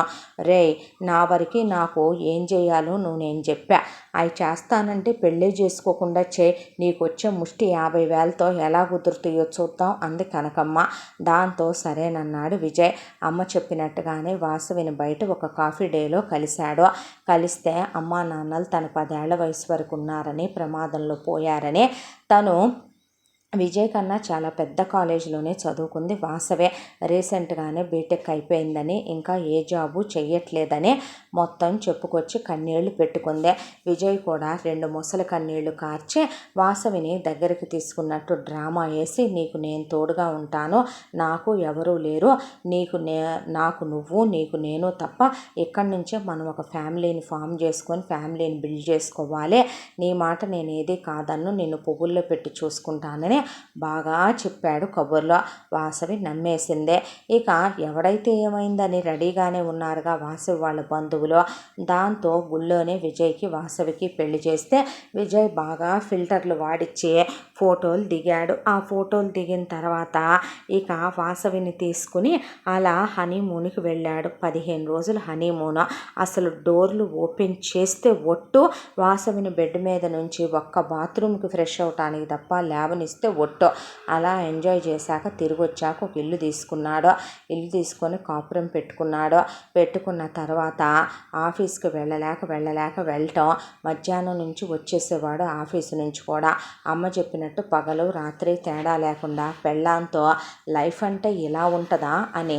వాసవి చూడటానికి తెల్లగా బాగుంటుంది, ఫిజిక్ కూడా చాలా బాగుంటుంది. విజయ్కి పిచ్చెక్కిపోయేది వాసవిని చూస్తే. ఇక బాత్రూమ్, బెడ్రూమ్, కిచెన్ అనే తేడా లేకుండా 3 నెలల పాటు కాపురాలు జరిగిపోయినాయి. ఆ తర్వాత జూనియర్ లాయర్ ఒక రోజున వాసవి కబురు పెడితే విజయ్ని వెంట పెట్టుకొని వెళ్తే, మీ ఆస్తి మొత్తం కోర్టు వారు మీకు హ్యాండ్ ఓవర్ చేయమన్నారు. ఇదిగోండి మీ అమ్మా నాన్నలు వేసిన ₹1,00,00,000 మీ పేరు మీద. అవి వడ్డీ కాక అసలు కోటి, వడ్డీ యాడ్ చేసే ఉందండి. దానికి ఈ పాస్బుక్లోనే వేయించాము అవన్నీ కూడాను. ఇవి మీ అమ్మా నాన్నలు పోతే వచ్చిన 20 లక్షల LIC డబ్బులు. అవి ఇంట్రెస్ట్ కాకుండా వాటి ఇంట్రెస్ట్ ఈ బుక్లో యాడ్ అయ్యింది. మీ అమ్మగారి నగలు 100 కాసులు, 2 గోల్డ్ బిస్కెట్లు, సిల్వర్ బిస్కెట్స్ అన్నీ ఉన్నాయి. ఇది లాకర్కి సంబంధించిన కీ అని వాళ్ళు హ్యాండ్ ఓవర్ చేశారు. అవన్నీ తీసుకుని వాసవి ఇంటికి వచ్చింది. అంతే, విజయ్ వెంటనే ఈ విషయాన్ని అమ్మకు పోస్ట్ చేసేసాడు. చెయ్యంగానే ఇంకెందుకురా దాన్ని పెట్టుకొని నువ్వు అక్కడ ఉంటావు, వెంటనే దాన్ని తీసుకొని నువ్వు ఇక్కడికి రా అందే. అంటే అది కాదమ్మా అంటే, ఏది కాదు, నువ్వు మూసుకొని దాన్ని తీసుకొని ముందు ఇక్కడికి రా, ఇంకా మూసిదేరలేదేంద్రా దాని మీద నీకు అన్న తర్వాత, అందుకు కాదులే అన్నాడు విజయ్. మరి ఇంకెందుకంట అన్నాక, సరేలే ఒక వారంలో వస్తా, సరేలే ఈ వారం సెలవు పెట్టి దాంతో సుఖపడు అనేసింది కనకమ్మ. ఏందో నీ కొడుక్కి నీ ధ్యాస రాలా, నీకు అసలు నా మీద ఉండదుగా, ఎప్పుడు తాగుడు మీద పేకాట మీద ఈగోలేగా. నేనేదో కంగారు పెట్టి నిన్ను గదిలోకి లాగటం తప్ప నువ్వెప్పుడు వచ్చి నా మీద చెయ్యొచ్చచ్చావనే, వాడు చూడు నీ బుద్ధే వచ్చిందిలేవే వాడికి అన్నాడు పైడిరాజు. ఆ తర్వాత వారం రోజులు పెళ్ళాన్ని ఇక అసలు సెలవు పెట్టి మరీ పెళ్ళాన్ని అనుభవించి, ఆ తర్వాత విజయ్ మనం ఒక చోటకి వెళుతున్నాం, బట్టలు సర్దు అని చెప్పి బట్టలు సర్దిచ్చాడు. ఎక్కడికి అని అడిగింది. చెప్తాగా అనే కనకమ్మ వాళ్ళ ఊరికి తీసుకొచ్చాడు. ఊరికి తీసుకొచ్చిన తర్వాత, ఎవరు వీళ్ళు, మీ బంధువులా, మీ చుట్టాలా, మీ పెద్దమ్మ పెదనాన్నలా, నిన్ను పెంచిన వాళ్ళ అని అడిగింది వాసవి. అడిగితే వాసవి కళ్ళల్లో కళ్ళు పెట్టి చూడకుండా తల పక్కకు తిప్పి అసలు పైకెత్తి రూఫ్ వైపు చూస్తూ, ఆవిడ మా అమ్మ కనకమ్మ, ఆయన మా నాన్న పైడిరాజు, వాళ్ళు ముగ్గురు నా చెల్లెళ్ళు దుర్గా, కమల, అరుణ. ఇది నా ఫ్యామిలీ, వాళ్ళు ఉండేది ఇక్కడే, నేను వాళ్ళ సొంత కొడుకునే అని చెప్తే వాసవి అవాక్కైపోయిందే. ఎందుకు ఇలా చేశావు అని అడగటానికి అతని కళ్ళల్లో అపాలజీస్ చెప్తున్నట్టుగానే, కనీసం ఇది రీజను ఎందుకు తప్పు చేశాను అనే కనీసం సంజాయిషి చెప్పాలన్న ఇది కానీ ఏ మూలన విజయ్ కళ్ళల్లో వాసవి కనిపించలేదో. మొట్టమొదటిసారి భర్త చేసిన మోసం అర్థమైంది. తన మీద తనకి జాలేసిందే, అసహ్యం వేసింది భర్త మొహం చూస్తే. ఎన్నాళ్ళు తనొక వేశ్యలా వీడు వాడుకున్నాడనమాట. అనాథ, దిక్కులేని దాన్ని, తల్లి తండ్రి లేని దాన్నని బంధువులు నిరాదరణకు గురి చేశారు. డబ్బుల కోసం పెంచి పెద్ద చేశారు. కుదరదనే పాటికి ఎవడో ఒకడికిచ్చి కట్టబెడదాం అనుకున్నారు. నా బుద్ధి ఏమైంది, బీటెక్ దాకా చదువుకున్నాను కదా, వీడి గురించి కనీసం ఏ ఫేస్బుక్లోనో ఇన్స్టాగ్రామ్లోనో కనుక్కునే వీడి పుట్టుపూర్వత్రాలు ఏంటనేది ఒక్క 6 months జర్నీ చేసి వీడింటి చుట్టుపక్కల వాళ్ళని అడిగినా కూడా వీడికో ఫ్యామిలీ ఉందని తెలిసిపోయేదిగా. ఇన్స్టాగ్రామ్లో వీడి ఫ్రెండ్స్ని కనుక్కున్నా తెలిసిపోయేదిగా. వీడి పోస్టులు చూసినా అర్థమైపోయేదిగా. నా చెప్పుతో నన్ను నేను కొట్టుకోవాలి. ఇప్పుడు నా బ్రతుకు నేనే ప్రశ్నార్థకం చేసుకున్నానా? పోయిన నా కన్నెరికం తిరిగి రాదు. వీడు నన్ను వాడేశాడు. ఒక రకంగా చెప్పాలంటే కేవలం మనీ కోసమే వీడు నన్ను పెళ్లి చేసుకున్నాడు. వాడి కళ్ళల్లో కనీసం ఒక సారీ లేదు. వాడు నన్ను మోసం చేశాననే భయం లేదు, బాధ లేదు. వాడి అమ్మని, నాన్నని, వాడి చెల్లెళ్ళని చూస్తుంటే భయం వేస్తోంది. నేను అనాథనని తెలిసే వాళ్ళు నన్ను కేవలం డబ్బు కోసం సెలెక్ట్ చేసి తీసుకొచ్చుకున్నారనే వాళ్ళ మాటల్లోనే అర్థమైపోతోంది. ఇది జీవితం నేర్పించే గుణపాఠమా? నాలాంటి అమ్మాయిలందరికీ చంపపెట్ట నా బ్రతుకు. తొందరపాటు నిర్ణయాలు తీసుకోకూడదని మరొకసారి దేవుడు తెలియజేయటమా? ఎందుకు నేను ఇలా చేసుకున్నానో, అన్నింట్లో చాలా తెలివిగా ఉండే నేను చివరికి నా చుట్టాలు బంధువులు డబ్బులు అడగాలనుకున్నా అందనివని నేను అమ్మా నాన్నలు లాయర్ గారు నేర్పించిన తెలివితేటలన్నీ వీడి కళ్ళబొల్లి మాటలు నమ్మేసి నేనేమైనా వీడి అందగాడని చేసుకున్నానా, వీడి వెనక ఏముందని ఎంక్వైరీ చేసి చేసుకున్నానా, ఎందుకింత తప్పు పని చేశాను అని బాధపడసాగింది వాసవి. ఆ తర్వాత కనకమ్మ పైడిరాజు కూతుళ్ళు అక్కడికి వచ్చి ఆలోచించింది చాలే కానీ నుంచొని, ఒరేయ్ ఈ రాత్రికి దీంతో గడిపి నువ్వు రేపొద్దున్నే వెళ్ళిపో, వారానికి ఒకసారి నీకు శనాదివారాలు సెలవు వస్తాయి కదా, శుక్రవారం రాత్రికి బయలుదేరి శనివారం వచ్చి శనివారం ఆదివారం దీన్ని అనుభవించి ఆదివారం రాత్రికో సోమవారం పొద్దున్నేను బయలుదేరిపో, మరి అది ఇక్కడే ఉంటుందిలే అంది కనకమ్మ. అన్న తర్వాత ఉద్యోగం చేసేది కదమ్మా, ఎంతో కొంత వేడినీళ్ళకి చన్నీళ్ళు తోడు ఉపయోగపడేయిగా అన్నాడు విజయ్.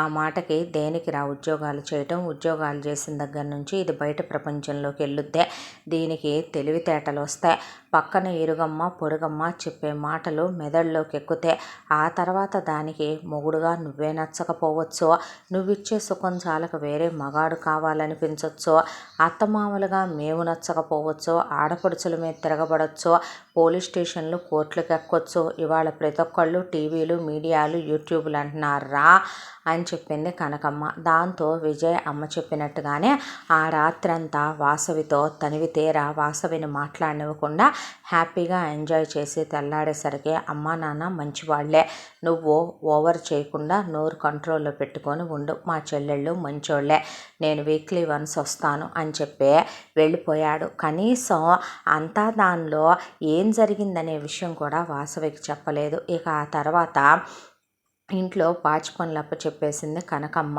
వాసవికి.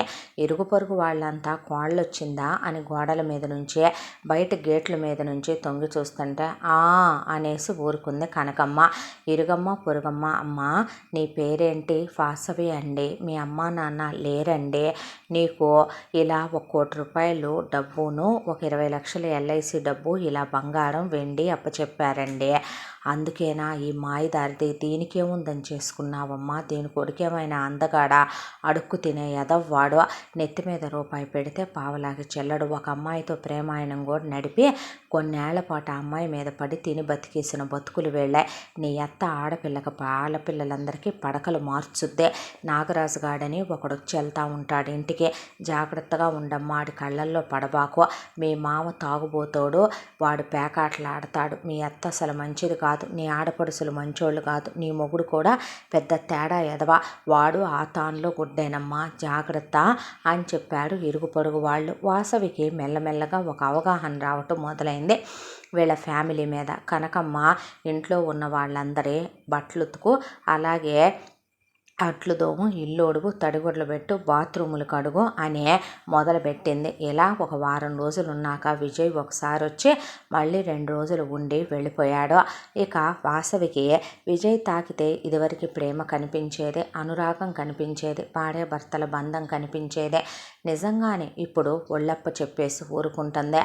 తను చేయగలిగింది ఇప్పుడు తను వీడికి ఎదురు తిరగటం కాదు, తాళి తెంచటం కాదు, కోర్టులకు ఎక్కటం కాదు, తను ఒక మధ్యతరగతి కుటుంబంలో పుట్టిన ఆడపిల్ల, సాంప్రదాయాలనే శాసనాల్లో పెరిగిందే, ఇప్పుడు వీడితో తెంపుకొని వెళ్ళినంత మాత్రాన తను కన్య అయిపోద్దా, లేదు తన మీద ఇప్పుడు 2వ పెళ్లి ముద్రేగా మళ్ళీ పడాలి, లేదా వీడితో విడాకులు తీసుకుంటే వీడి నుంచి రూపాయి ఎలిమని వచ్చే ఆ వీలేమైనా ఉందా, నెత్తి మీద పావలా పెడితే రూపాయికి చెల్లడు వీడు, జీతం తీసుకొచ్చే అమ్మకి ఇవ్వటం అన్నీ గమనిస్తూనే ఉంది వాసవే. ఆ తర్వాత ఒక రోజున కనకమ్మ వాసవి అంట్లు తోముతుంటే ఉంగరాల వైపు అలా చూసి వేళ్లకున్న 4 ఉంగరాలు తీసుకొని పైడిరాజుని తీసుకొని బయటికి వెళ్ళి తాకట్టు కొట్టుకెళ్ళి అవి శుభ్రంగా అమ్మేసి అంతకుముందు కట్టాల్సింది కాస్త తప్పు ఉంటే కట్టేసి అట్నుంచి అటే mutton, chicken, fish, prawns, fruits, sweets, కావలసిన సరుకులు అవన్నీ తీసుకొచ్చేసుకున్నారింటికి. తన ఉంగరాలు ఎగిరిపోయినాయి అని వాసవికి అర్థమైపోయింది. ఆ తర్వాత వాసవి అంట్లు తోముతుంటే మెడలో ఉన్న తాళి గొలుసు, నల్లబూసలో చేతులకున్న గాజుల వైపే చూస్తుంది. అలా కనకమ్మ చూస్తూ ఉంటే, మీ అమ్మ ఇచ్చిన బంగారం ఎక్కడుంది? నా దగ్గరే ఉంది అంది వాసవే. సర్లే, రేపు మంచి రోజు నాకివ్వు, జాగ్రత్త చేస్తాను అని చెప్పింది ఆ బంగారాన్ని. చెప్పిన తర్వాత అలాగేనండి అని ఏమీ మాట్లాడకుండా పడుకొని ఆలోచించుకోవటం మొదలుపెట్టింది. ఇప్పుడు నేను ఏమాత్రం తొందరపడ్డా వీళ్ళు నా ప్రాణాలు తీయటానికి కూడా వెనకాడరు, నా మీద నిందలు వేసి నన్ను గెంటటానికి వెనకాడరు. నా బ్రతుకు ఎటో వీళ్ళు నాశనం చేయాలని తీర్మానించుకున్నారు. నాకు ఒక్కటే ఆలోచన తడుతుంది. చిన్నప్పుడు నేను పదే పదే చదివిన కథ, విన్న కథ, అది కుందేలు పులి కథ. ఇప్పుడు చాలా జాగ్రత్తగా సమయస్ఫూర్తితో నేను నా బతుకనే కథని గట్టెక్కించుకోవాలి. లేదంటే నా బతుకు అందరికీ పెద్ద ఎగ్జాంపుల్గా మారిపోతుందేమో అనే దాంతో తను ఏం చేయాలన్నదే ఆలోచించుకొని ఆ రాత్రంతా ప్లాన్ని మొత్తానికి తన బ్రెయిన్లోనే గీసుకొని అలా పెట్టుకుందే వాసవి. ఆ తర్వాత తెల్లవారుజామునే లేచి ఇంటి పని, వంట పని మొత్తం కంప్లీట్ చేసి నేను బయటికి వెళ్ళి రావచ్చండి అంటే, ఎక్కడికి అంది కనకమ్మ. నా స్నేహితురాలు ఈ పక్కనే టౌన్లో ఉంటుంది, వాళ్ళు బాగా ఉన్నోళ్ళు, అమెరికా నుంచి తను వచ్చిందంట వాళ్ళ అత్త మావ ఇంటి దగ్గరికి. ఒకసారి వెళ్ళి పలకరించి వచ్చేస్తాను, తను ఒట్టి చేతులతో పంపించదు, వెళ్తే తన బట్టలు అయ్యి ఉంటాయి, అలాగే ఏదైనా సాయం అడిగితే చేస్తుంది అంది వాసవే. ఏమిచ్చినా తీసుకో, వద్దను మాకు. అలాగే అక్కడి నుంచి అమెరికా చాక్లెట్లు అయి తెస్తే తీసుకోవే అని చెప్పారు ఆడపడుచులు. అలాగేలే అని చెప్పింది. చెప్పిన తర్వాత ముందు ఇక్కడి నుంచే బంగారం జాగ్రత్త, ఒంటి మీదే అంది కనకమ్మ. అలాగేనండి అని చెప్పి ఇంట్లో ఉన్న బంగారాన్ని ముందు చేత్తో పట్టుకొని ముందు వెళ్ళటం పక్కనే ఉన్న టౌన్లో బస్సు దిగింది. బస్సు దిగంగానే వెంటనే ముందు ప్రూఫ్లు తీసుకొని ఒక బ్యాంకు దగ్గరికి వెళ్ళి ఆ బ్యాంకులో అకౌంట్ ఓపెన్ చేసుకొని ముందు అక్కడ తనకి ఒక లాకర్ ఓపెన్ చేసి నగలన్నిటినీ ఆ లాకర్లో పడేసింది. అక్కడే పక్కన వేరేదే 1 గ్రామ్ గోల్డ్ జ్యువెలరీ షాప్ ఉంది. తన నగలు ఇచ్చి అచ్చు ఇలాంటి నగలే ఇమ్మనమని వేరే ఫేక్ నగలు తీసుకొని అవన్నీ మళ్ళీ యాజ్ ఇట్ ఈస్గా ఒక మూట కట్టుకొని దగ్గర పెట్టుకొని అక్కడి నుంచి ఒక సూపర్ మార్కెట్కి వెళ్ళి ఒక కవర్ తీసుకొని అందులో కొన్ని స్వీట్లు, కొన్ని చాక్లెట్లు, కొన్ని ఎగ్జాటిక్ ఫ్రూట్స్ అవి పడేసుకుంది. ఫారిన్ నుంచి తెచ్చినట్టు నమ్మించటానికే. మళ్ళీ అక్కడ బస్సు ఎక్కి ఇంటికి వచ్చేసింది. రాగానే కనకమ్మ వాళ్ళకి ఇస్తే కుక్కలు పడ్డట్టే పడి తిన్నారు. ఈ డ్రెస్సులు మా కోసమేనా? నా ఫ్రెండ్ నా కోసం ఇచ్చింది, మీరు వేసుకోండి అంది వాసవి. అలాగేలే అన్న తర్వాత, అమ్మాయి రేపొద్దున్నే బంగారం ఇవ్వాలి గుర్తుందా అంది కనకమ్మ. ఆల్రెడీ మీరు నాకు నిన్నే చెప్పారని చెప్పి నేను ఒక గుడ్డలో మూట కట్టాను, నా ఒంటి మీద కూడా నేనేం ఉంచుకోలేదు. ఇదిగోండి దారానికి గుచ్చుకున్న నల్లబూసలో, చెవులకి మాత్రమే నేను 2 గ్రాములు కమ్మలు ఉంచుకున్నాను, చేతులకి మట్టి గాజులు వేసేసుకొని అన్నీ కలిపి మూట కట్టి అదిగో అక్కడ ఆ షెల్ఫ్లో పెట్టాను అని చెబితే, సర్లే అని పడుకున్నారు. ఆ రాత్రికి తెల్లారేపాటికి నగలెత్తుకురా అనే కనకమ్మ అనేపాటికి, నేను నగల మూట ఇక్కడే పెట్టానే, కనపడట్లేదేంటి అంది వాసవి.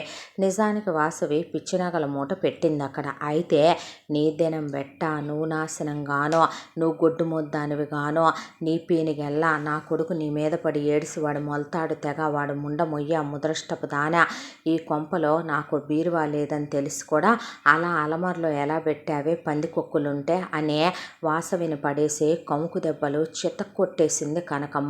కొట్టినా సరే ఆ దెబ్బలు తిని అలా ఏడ్చుకుంటూ కూర్చొని నన్నంటారేంటండి, ఒక బీరువా ఒక సూట్ కేసు కూడా లేకపోవటం మీ తప్పని అనరే ఇంట్లో అన్న తర్వాత కాస్త కూస్తా, ఓడి దేవుడో 100 కాసులు నగలో, అవి కాకుండా 2 బిస్కెట్లు, అవి కాకుండా వెండి బిస్కెట్లు మొత్తం మారణం చేసావు కదే, నీ పుటక తగలయ్యా అనే చావు బాధ వదిలిపెట్టి వాతలు కూడా పెట్టేసింది కనకమ్మ. ఏడ్చి పక్కనోళ్ళు విని, ఓసని పోయే కాలం రాను, ఆ పిల్ల ఏ పోలీస్ స్టేషన్కు వెళ్ళి కేసు పెడితే మొత్తం లోపలికి పోయి కూర్చుంటారే పనికి మాలిందానా అనేపాటికి ఆ అమ్మాయిని మొట్టికాయలు వేసి చితక్కొట్టి వదిలిపెట్టింది కనకమ్మ చాలదని పైడిరాజు కోడల్ని కొట్టడానికే అయ్యేదో వాడి నగలో, వాడి కూతుళ్ళ నగలో, వాడి పెళ్ళాం నగలో అయినట్టు జుట్టు పట్టుకొని గోడకేసి కొట్టాడు కోడల్నే. మరొక వైపు వైపున ఆడపడుచులు ముగ్గురు కలిసి కళ్ళల్లో కారం కొట్టి ఆ అమ్మాయిది పెద్ద జడ నడుం కింద దాకా ఉంటుందైతే సగానికి కత్తిరించి మొట్టికాయలేసి బెల్ట్లు పెట్టి చితకబాది వదిలిపెట్టారు. పనికి మాలిందానా, ఆ నగలన్నీ మా అమ్మ మాకిస్తానంటే మా కలలన్నీ ఒమ్ము చేసేసావనే దెబ్బలైనా భరించే కాసింది తప్ప వాసవి మాత్రం ఆ నగల్ని బయటికి రానివ్వకుండా జాగ్రత్త చేసేసి వచ్చింది. విజయ్కి ఫోన్ చేసి మీ వాళ్ళు ఇలా చేసుకుంటున్నారు, టార్చర్ పెడుతున్నారు, ఏంటిదంతా అంటే నువ్వు చేసింది బుద్ధి తక్కువ పని కాదా, నువ్వు చేసింది పిచ్చి పని కాదా, అయినా అసలు నగలు ఇంట్లో పెట్టడం ఏంటి, ఆ నగల మీద ఎన్ని హోప్స్ పెట్టుకొని ఉంటాం, అయినా ఎక్కడి నుంచి అన్ని నగలు మళ్ళీ కొనాలంటే కొనగలని చెప్పు, నీ జాగ్రత్తలో నువ్వు ఉండొద్దా, నన్నంటావేంటి, మీ ఇంట్లో ఓ సూట్ కేసు లేదు, బీరువా లేదు, మీ అమ్మ తీసిమ్మని 10 సార్లు అడిగింది, మరి ఎక్కడ పెడతాను నేను, అదేలే కానీ నువ్వు చేసిందైతే తప్పే అని నాకు నీ మీద చాలా కోపంగా ఉందే, నేనున్నా కూడా నిన్ను 4 దెబ్బలేసి ఉండేవాడినేమో, అవునులేరా ఎందుకేసుండో, నీ అమ్మ మొగుడు సొమ్ము పెట్టి చేయించినాయి కదా అవే అని మనసులో అనుకొని నా తప్పు లేకపోయినా నువ్వు నన్ను అంటాం కరెక్ట్ కాదు, సరేలే పోయిన నగలైతే వెనక్కి రావుగా, కాసినా కూసినా ఇప్పుడు కొనాలంటే లక్షల్లో అవుతాయి, పోయిందేదో పోయింది, అయిపోయిందేదో అయిపోయింది, ఊరుకోమని అమ్మకు ఫోన్ చేసి దాన్ని పద్దా కొట్టబాకమ్మా అంటే కొట్టాలా కొయ్యాలా దాన్ని అంది కనకమ్మ. దేనికమ్మా నిన్ననొద్దా, నిన్ను చెప్పు తీసుకు కొట్టొద్దా, ఉంగరాలు అమ్మి చికెన్లు మటన్లు తీసుకురావటం తెలుసు నీకు, ఓ సూట్ కేసు తెచ్చుకోవటం చేత కాలేదేమే, నువ్వు పనికి మాలిన దానివి కాదా, సాయంత్రం అయితే చాలు నీకు ఎన్నిసార్లు చెప్పాను మల్లెపూలు పెట్టుకొని నాన్న గదిలోకి వెళ్ళే విషయం గురించి ఆలోచించటం మాని రూపాయి విషయం గురించి ఆలోచించుకొని సావటం నేర్చుకోమనే, సరేలేరా ఇల్లంతా ఎతికామురా, ఎల్లా కొల్లి చేసి ఎతికాము, ఇళ్ళ చుట్టుపక్కల ఎవరిళ్లలో కన్నా పోయినా వచ్చేది కూడా లేదు కదరా, మనకి ఇచ్చేది కూడా లేదుగా, ఊరంతా దొంగతనాలు చేశామనే దాంతో ఇంకా చేసేదేముంది, పోయినట్టే, దాన్ని అనుకోని ఉపయోగం ఏముంది, వదిలేయండి అన్నాడు విజయ్. ఆ తర్వాత వాసవిని ఊళ్ళో వాళ్ళు ఎవరికన్నా దొరికినా మనకి తెచ్చిచ్చేయటానికి ఎవరు మంచోళ్ళు కూడా లేరు, ఏం చేద్దాం కర్మ అన్నాడు విజయ్. ఆ తర్వాత ఇలా ఒక నెల రోజుల కాలం గడిచిపోయిన తర్వాత ఇంకా నువ్వు అక్కడ ఉద్యోగం చేయాల్సిన అవసరం ఏంట్రా, మానేసి ఇక నువ్వు అమెరికా పోదు కానీ వచ్చేసే అంది కనకమ్మ. అంటే ఆల్రెడీ సర్టిఫికెట్లు వెనక్కి తీసేసుకున్నానమ్మా, ఇంకో 2 రోజుల్లో నా శాలరీ కూడా పడంగానే మానేసి వచ్చేస్తానన్నాడు విజయ్. అలాగే బయలుదేరి ఇక్కడికి వచ్చేసాడు. వచ్చేసిన తర్వాత ఏంటి వచ్చావంటే ఉద్యోగం మానేశాను అని చెప్పాడు వాసవికి. ఏ అని అడిగిందే, అమెరికా వెళదామని మరి ఫ్యామిలీని సెటిల్ చేయొద్దు అన్న తర్వాత అక్కడికి ఏం మాట్లాడలా అందరి ముందు. ఆ తర్వాత పడగదిలోకి వెళ్ళిన తర్వాత భార్యని అనుభవించే అలా తను కాస్త సేద తీరుతున్నాడు విజయ్. సేద తీరుతుంటే అలా మొగుడు పక్కనే పడుకొని ఇక నువ్వు చెప్పేది నాకు అర్థం కాలేదు ఇందాక, ఏంటి నువ్వు చెప్తుంది, ఉద్యోగం ఎందుకు మానేశానని చెప్తున్నావు అని అడిగింది వాసవి. ఆ మాటకి విజయ్ చెప్పుకురావటం మొదలుపెట్టాడు. ఇప్పుడు నీ దగ్గర బ్యాంకులో డబ్బులు ఉన్నాయి కదా, ఉన్నాయి కదా అంది వాసవే. నాకు ముందు ఒక 3 రోజుల పాటు నీతో హ్యాపీగా డే అండ్ నైట్ స్పెండ్ చేయాలని ఉంది, ఆ తర్వాత వెళ్ళి ఆ బ్యాంక్లో ఉన్నటువంటి 1 CR with interest, 20 lakhs with interest, ఎటు పోయిన బంగారం పోయింది కాబట్టి అవి డ్రా చేసి తీసుకొచ్చి ముందు నేను యుఎస్కి వెళ్తాను ఎంఎస్ చేయడానికి, ఆ తర్వాత నేను నిన్ను కూడా తీసుకెళ్ళి నీకు కూడా ఫీజు పే చేస్తా, నువ్వు కూడా అక్కడ ఎంఎస్ చేద్దుగానే, మిగిలిన డబ్బుల్నే అమ్మా నాన్న వాడుకోవటానికని మరి వాళ్ళకి ఇక్కడ ఇంట్లోకి జరగాలి కదా, కాబట్టి వాళ్ళకి ఆ మిగతా డబ్బులు ఇచ్చేసి అక్కడికి వెళ్ళిన తర్వాత నేనేదో పార్ట్ టైం చేసుకుంటానో నువ్వేదో పార్ట్ టైం చేసుకుంటానో 2 ఏళ్లలో ఎంఎస్ కంప్లీట్ అయిపోయిందనుకో, ఆ తర్వాత మనం ఒక 15 సంవత్సరాల పాటు పిల్లల్ని కనకుండా మనం అన్ని సుఖాలు త్యాగం చేసే, మనం అక్కడికి వెళ్ళిన తర్వాత ఇల్లు కొనుక్కోకుండా మనం ప్రతి రూపాయి పొదుపుగా వాడుకొని అవసరమైతే ఒక పూట తిని ఒక పూట తిండి మానుకునైనా మన ఇద్దరి శాలరీలో కూడబెట్టి కూడపెట్టి అంది వాసవే. ముందు 50 లక్షల చొప్పున ఒక్కొక్క చెల్లెలు పెళ్ళికి పోగు చేసి పక్కన పెట్టాలి. ముందు పెద్ద చెల్లి పెళ్ళికి 50 లక్షల రూపాయలు డబ్బు, 30 లక్షల రూపాయలు బంగారం, 10 లక్షల రూపాయలు కారు, 10 లక్షల రూపాయలు పెళ్లి ఖర్చుకి. ఆ తర్వాత రెండో చెల్లికి, మూడో చెల్లికి. ఇలా వీళ్ళ ముగ్గురు బాధ్యతలు అయిపోయిన తర్వాత వీళ్ళు ఎప్పటి నుంచో డైమండ్ సెట్లు గిఫ్ట్ అడుగుతున్నారు. వాళ్ళు ప్రెగ్నెంట్లు అవుతారు కదా, వాళ్ళ డెలివరీ బాధ్యతలు మనవే కదా. అవును, మనవే కదా. మరే వాళ్ళకి 2 పుట్టినాయి, 3 పుట్టినాయి. డెలివరీలనే, ఆ తర్వాత సీమంతాలనే, ఆ తర్వాత పుట్టిన పిల్లలకి గొలుసులు, మురుగులు, ఉంగరాలు, మేనమామ చేయించాల్సినటువంటి కొన్ని ఉంటాయి కదా, పుట్టు వెంట్రుకలని, చెవులు కుట్టడం అని, అవన్నీ కంప్లీట్ చేయించి ఫస్ట్ బర్త్డేలని, ఇలా మొత్తానికి వాళ్ళు అడిగిన డైమండ్ సెట్లకు డబ్బులు దాచి తలా ఒక డైమండ్ సెట్ పెట్టేశామనుకో చెల్లెళ్ళ బాధ్యత అయిపోద్ది. మా అమ్మ చిన్నప్పటి నుంచి ఒక మాట అడుగుద్ది నన్ను, నాతో రా నువ్వు అనే ఒక ఇంటి దగ్గరికి తీసుకెళ్ళాడు. పెద్ద మండవాలోగిలి ఇల్లు ఇది. నీకో విషయం తెలుసా, ఈ ఇంట్లో 24 గదులు ఉంటాయి. ఈ ఇంట్లో పెద్ద పెద్ద హాళ్ళే 4 ఉంటాయి. ఇది ఎకరా స్థలంలో కట్టిన ఇల్లు.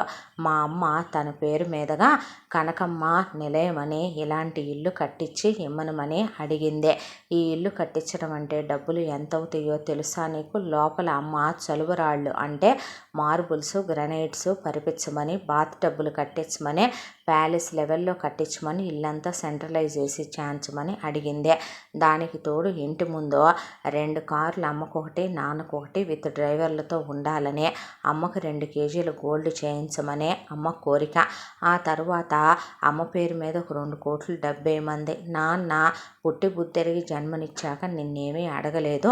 ఊళ్ళో వాళ్ళందరి ముందు తల ఉంచుకొని ఇన్నేళ్లుగా బ్రతుకుతున్నాము. అడుగు తినే వాళ్ళ బ్రతుకులా అయిపోయింది. ఎవరు విలువిచ్చి గౌరవం ఇవ్వటం లేదు. ఇదే ఇంటి ముందు ఒకానొక రోజు నుంచోనే వడ్ల గింజల కోసం అడిగితే వీడికి 100 ఎకరాల పొలం ఉందని, మండవాలోగిలి ఇల్లుందని వీడు అవమానించి పంపించాడు వాసవే. కాబట్టి మొహం మీద కొట్టినట్టు మా నాన్న ఒక 50 ఎకరాల పొలం కొని తన పేరు మీదే రిజిస్ట్రేషన్ చేయించమన్నాడు. దాంతోపాటు మా నాన్న హ్యాండ్ చైను, మెళ్ళో చైను, కడియము, పులిగోరు గొలుసు, చిన్న గొలుసు చేయించమని అడిగాడు. దాంతోపాటు ఒక 2 కోట్ల డబ్బు తన పేరు మీద వేయమనమని అడిగాడు. మా నాన్నకు బుల్లెట్ బైక్ తోలాలని ఉంది, అది కొనిపెట్టమని అడిగాడు. ఇక ఇవన్నీ అయిపోయిన తర్వాత అమ్మ ఒక 5-6 ఇళ్ళు కొనమంది ఊళ్ళో. ఎందుకు, అన్నిళ్లల్లో ఉండరేమోగా అంది వాసవి. అబ్బా, నీకెప్పుడు తెలుస్తుంది, ఎలా చెప్తే అర్థమవుద్దే. ఒక ఇల్లేమో 24 బెడ్రూమ్లు ఇల్లేమో అమ్మ, నాన్న, చెల్లెళ్ళు, వాళ్ళ మొగుళ్ళు, పిల్లలు ఎప్పుడన్నా మనం వస్తే ఉండటానికి, మిగతావన్నీ రెంట్లకి ఇవ్వటం కోసం. దాంతోపాటు ఒక 4 ల్యాండ్లు కొనమన్నాళ్లే నాన్న. అయ్యవరి కోసం ఉంటాయి, అలా కొని నాన్న పేరు మీద రిజిస్ట్రేషన్ చేయమన్నాడు. అవన్నీ అయ్యేపాటికి మనకి ఎలా లేదన్నా ఒక 10 నుంచి 12 ఏళ్ళు వేసుకున్నాను నేను టైము. అవి అయిపోయిన తర్వాత అప్పుడు ఇక ఒక 3 సంవత్సరాల పాటు ముందు మనం రిఫ్రెష్ అవ్వాలి. ఆ రిఫ్రెష్ అవ్వటానికి ముందు ఆ 3 సంవత్సరాల్లో తినాలనుకున్నాయి తిని, కట్టుకోవాలనుకున్నాయి కట్టుకొని, చూడాలనుకున్నాయి చూసి రావాలి. అక్కడికి 15 ఏళ్ళు కంప్లీట్ అయ్యాక ఇంకొక 5 ఏళ్ళు టైం తీసుకొని మనం అమెరికాలో ఒక ఇల్లు కొనుక్కొని, మనం ఒక మంచి కారు కొనుక్కొని, నచ్చిన బట్టలు కొనుక్కొని, మనం అప్పుడు పిల్లల కోసం ప్రిపేర్ అయ్యి అప్పుడు మనం పిల్లల్ని కందాం. ఈలోపు అమ్మ నాన్నని, చెల్లెళ్ళని, వాళ్ళ మొగుళ్ళని, పిల్లల్ని అమెరికా పిలిపించి వాళ్ళని 6 నెలల పాటు ఉంచుకొని అమెరికా అంతా చూపించి వాళ్ళకి ఇక్కడి నుంచి అన్నీ కొనిపించి పంపిద్దాం. అర్థమైందా నేను చెప్పిన దాంట్లో తప్పేమైనా ఉందా? కొడుగ్గా ఇవన్నీ నా రెస్పాన్సిబిలిటీస్ కాదా? ఎవరి ఫ్యామిలీని ఎవరు వదిలేసుకుంటారు చెప్పు? వాళ్ళేమైనా నీలా అనాథలా? కాదు కదా. నీదంటే అనాథ బతుకో. నీకే నేను ఆర్ఫన్ కిడ్వని భిక్ష పెట్టానా లేదా? భర్తగా నా పాదాల దగ్గర స్థానం ఇచ్చానా? మా అమ్మ కోడలిగా నీకు ఇంటి పేరు ఇచ్చి గోత్రం ఇచ్చిందా? అలాంటి వాళ్ళకి నువ్వేమిచ్చి రుణం తీర్చుకుంటావు చెప్పు? నాతో పాటు నువ్వు కూడా కష్టపడే వాళ్ళ రుణం ఇలాగైనా తీర్చుకుంటే మనం తీర్చుకోలేములే. కాకపోతే కొంతలో కొంతైనా మనం వాళ్ళకి ఏదో ఒక హెల్ప్ చేసిన వాళ్ళం అవుతాం అనేపాటికి వాసవే, నువ్వు మనిషివి కాదురా, పశువే. నీలాంటి పశువుకి ఇప్పుడు నేను ఏం చెప్పినా సరే నువ్వు అడ్డమే తిరుగుతావు. నువ్వు 3 రోజులు టైం ఇచ్చావు నా శరీరం మీద ఉన్న మోజుతో. కానీ నేను అదే 3 రోజుల్లో నా బ్రతుకుని తిప్పే ఆలోచన నేను చేసుకోకపోతే రేపొద్దున నా బతుకు అంధకారంలోకి వెళ్ళిపోద్ది అని ఆలోచించుకొని వాసవి రాత్రంతా విజయ్ అనుభవించి అలసిపోయి పడుకున్న తర్వాత ఒక్కటి స్నానం చేసి వచ్చి కూర్చుంది దేవుడి దగ్గర. కూర్చుని కన్నీరు మున్నీరుగా ఏడ్చింది. నాకు అమ్మా నాన్నలు లేరు, నీలోనే వాళ్ళు ఉన్నారు. నువ్వనేవాడి ఉంటే నాకేదో ఒక ఆలోచన తీసుకురా. ఆ డబ్బులు నేను దాటిచ్చేయాలి, ఆ నగల్ని నేను దాటిచ్చేయాలి.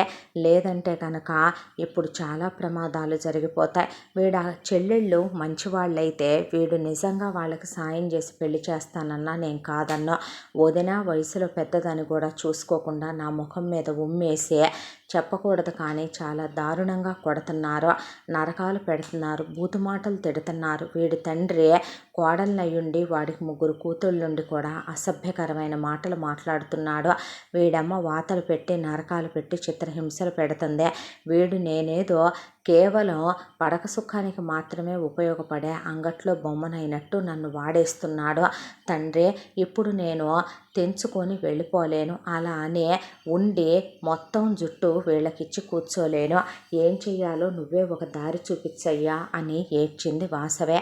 వాసవికి చీకట్లో చిరుదీపంలాగా అప్పుడు వచ్చిన ఒకే ఒక్క మెరిసిన ఆలోచన తనతో పాటు తన కాలేజీలో ఎవరికి ఇచ్చి పంపాలి ఆ డబ్బులు అని ఆలోచిస్తూ ఉండగా అప్పుడు జగన్ గుర్తుకొచ్చాడు. జగన్ కోటీశ్వరుల కొడుకు.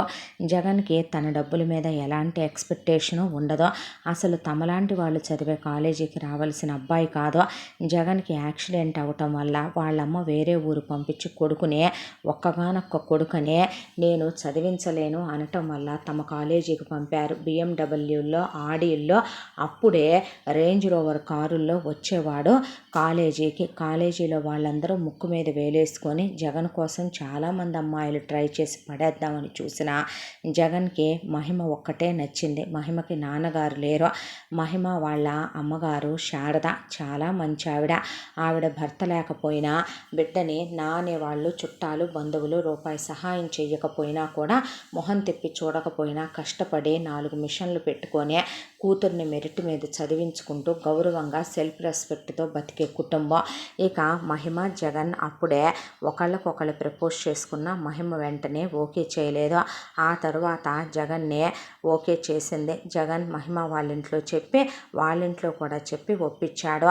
కోట్ల రూపాయల డబ్బు కన్నా కోట్ల కన్నా విలువైన క్యారెక్టర్ మహిమ దగ్గర ఉందని జగన్ వాళ్ళ అమ్మా నాన్న ఎగిరి గంతేసి పెళ్లి కొప్పేసుకున్నారు. మహిమకున్న తెలివితేటల్లో చెత్త మొహం దాన్ని నేను 100% తెలివితేటలు కూడా లేవు, పెద్ద పుడింగిని తెలివి కలదాన్నని చెప్పుకు తిరుగుతానంతే. ఏమీ లేని పిల్ల అంత జాగ్రత్తగా తండ్రి లేకపోయినా డెసిషన్ తీసుకునే కోటీశ్వరుడైన అబ్బాయి, అమ్మా నాన్నలకు ఒక్కడే కొడుకైన అబ్బాయి, తనంటే ప్రాణం పెట్టే అబ్బాయి, మమ్మ పప్ప బాయ్ కానివాడు, మగసిరి గలవాడు, బిజినెస్ చూసుకునేవాడు, తెలివితేటలున్నాడు, తనంటే ప్రాణం పెట్టేవాడు, ఇన్ని క్వాలిటీస్ ఉన్న ఏ చెడు అలవాట్లు లేని అందగాడైన ఒక అబ్బాయిని సెలెక్ట్ చేసుకుంది. తన బతుకేంటి చివరికి వీడిని మూసుకొని తన రోజున కన్నీళ్లు తుడిచాడు, తన మీద కన్సర్న్ చూపించాడు. ఇంకేముందని అసలు ఏం చూసి నమ్మింది, ఏం చూసి తన బతుకుని ఇక్కడ దాకా తెచ్చుకుందే. ఇప్పుడు తను చేయగలిగింది ఒకటే, జగన్ మహిమ కాళ్ళు పట్టుకొని అయినా సరే జగనే మహిమని ఇప్పుడు ఆల్రెడీ ఎంగేజ్మెంట్ అయిపోయింది వాళ్ళిద్దరికీ. బీటెక్ ఫైనల్ ఇయర్లోనే అయిపోయిన తర్వాత మహిమ నేను అదే కాలేజీలో ఎంటెక్ చేస్తానన్నా కాదు కూడదు అని చెప్పి జగన్ తను చదివే చాలా పెద్ద కాలేజీలో ఎంటెక్లో జాయిన్ చేయించి ఫీజులు కట్టించి అంతా వాళ్ళే చూసుకుంటున్నారు మహిమ వాళ్ళ గురించే. మహిమకి అయ్యే డ్రెస్సుల దగ్గర నుంచి అన్నీ జగన్ వాళ్ళ అమ్మే చూసుకుంటుంది. జగన్ వాళ్ళ నాన్నకి మహిమ అంటే చాలా ఇష్టం. చదువుకుంటాం, చదువులు పూర్తయిన దాకా పెళ్లి చేసుకొని అందనే ఎంగేజ్మెంట్ చేసి మరీ కొడుకుతో పాటు జాగ్రత్తగా ఉండమనమని అప్పచెప్పాడు ఆయన. ఆ అమ్మాయినే లక్షల ఫీజులు కట్టి ఎంటెక్ చదివిస్తున్నారు మహిమనే. ఇప్పుడు వాళ్ళు తప్ప తనకి సాయం చేయగలిగిన వాళ్ళు ఎవరూ లేరని వాసవే. ఇక తెల్లారి విజయ్ బయటికి వెళ్ళాడు. కనకమ్మ పైడిరాజుని తీసుకుని ఎక్కడికో బయట పెత్తనాలకి వెళ్ళింది. కూతుళ్ళు 3 కూడా ఇక ఊడి మీద పడ్డారు. వెళ్ళి మామిడి తోటలో మామిడికాయలు కోసుకొచ్చుకుందాం, వచ్చేటప్పుడు ఉసిరికాయలు తెచ్చుకుందాం, చింతకాయలు కొట్టుకొచ్చుకుందాం అని ఊరి మీద పడ్డా. ఇదే అదననుకొని డాబా ఎక్కేసింది వాసవి ఎక్కి జగన్ కోసం ఫోన్ చేసింది. ఫోన్ చేస్తే ఎలా ఉన్నావు వాసవి అని అడిగాడు. బతికే ఉన్నాను అంది. ఏమైందిరా, ఎందుకు అలా మాట్లాడుతున్నావు? జగన్, మనం మంచి స్నేహితులం కదో, క్లాస్మేట్స్ కదో, బ్యాచ్మేట్స్ కదో, ఒకే బ్యాచ్ కదో, నిన్ను నేను ఎప్పుడూ ఏమీ అడగలేదు. ఒక సాయం అడుగుతాను, చేసిస్తావా అని అడిగింది. అడిగితే మహిమ కూడా ఇక్కడే ఉంది, చెప్పు అన్నాడు జగన్. ఏమైందే అని అడిగింది మహిమ. అడిగితే వాసవికి ఇక కట్టలు తెంచుకుంది. దుఃఖం జరిగింది మొత్తం పూసగుచ్చినట్టు చెప్తే, ఇప్పుడు ఏం చేద్దాం అనుకుంటున్నావు? ఆ రాస్కెల్కి విడాకులు ఇద్దాం అనుకుంటున్నావా? నీ మొగుడి ఫోటోలు నువ్వు స్టేటస్లో పెడితే చూశాను. పెళ్ళికి కూడా మా ఎవరిని పిలవలేదు కదా, ఫుల్గా ఫిల్టర్లు వాడతాడనుకుంటా మీ వాడు అన్నాడు జగన్. అన్న తర్వాత వాడి దినం వాడతాడో ఏదో ఒకటి వాడుకుంటాడో వాడుకోడో వాడి బొందబెట్ట. ఇప్పుడు మాత్రం నేను మిమ్మల్ని అడిగే సాయం ఒకటే, వాడు ఎల్లుండి డబ్బులు డ్రా చేయటానికి సిటీకి వస్తున్నాడో ఏదో ఒకటి తిమ్మిని బొమ్మిని చేస్తాను. నేను వెళ్ళే బస్ స్టాండ్కి మీరు నాకన్నా ముందు వచ్చి ఉండండి. మేము ఎక్కే బస్సులోనే మీరు ఎక్కండి. ఎక్కిన తర్వాత మీకు నేను డబ్బులు నగలు కలిసి ఉన్న బ్యాగులు ఇచ్చేస్తాను. అవి తీసుకొని మీ దగ్గర పెట్టండి. మీకు ఎంతైనా ఆజన్మాంతం రుణపడి ఉంటానో.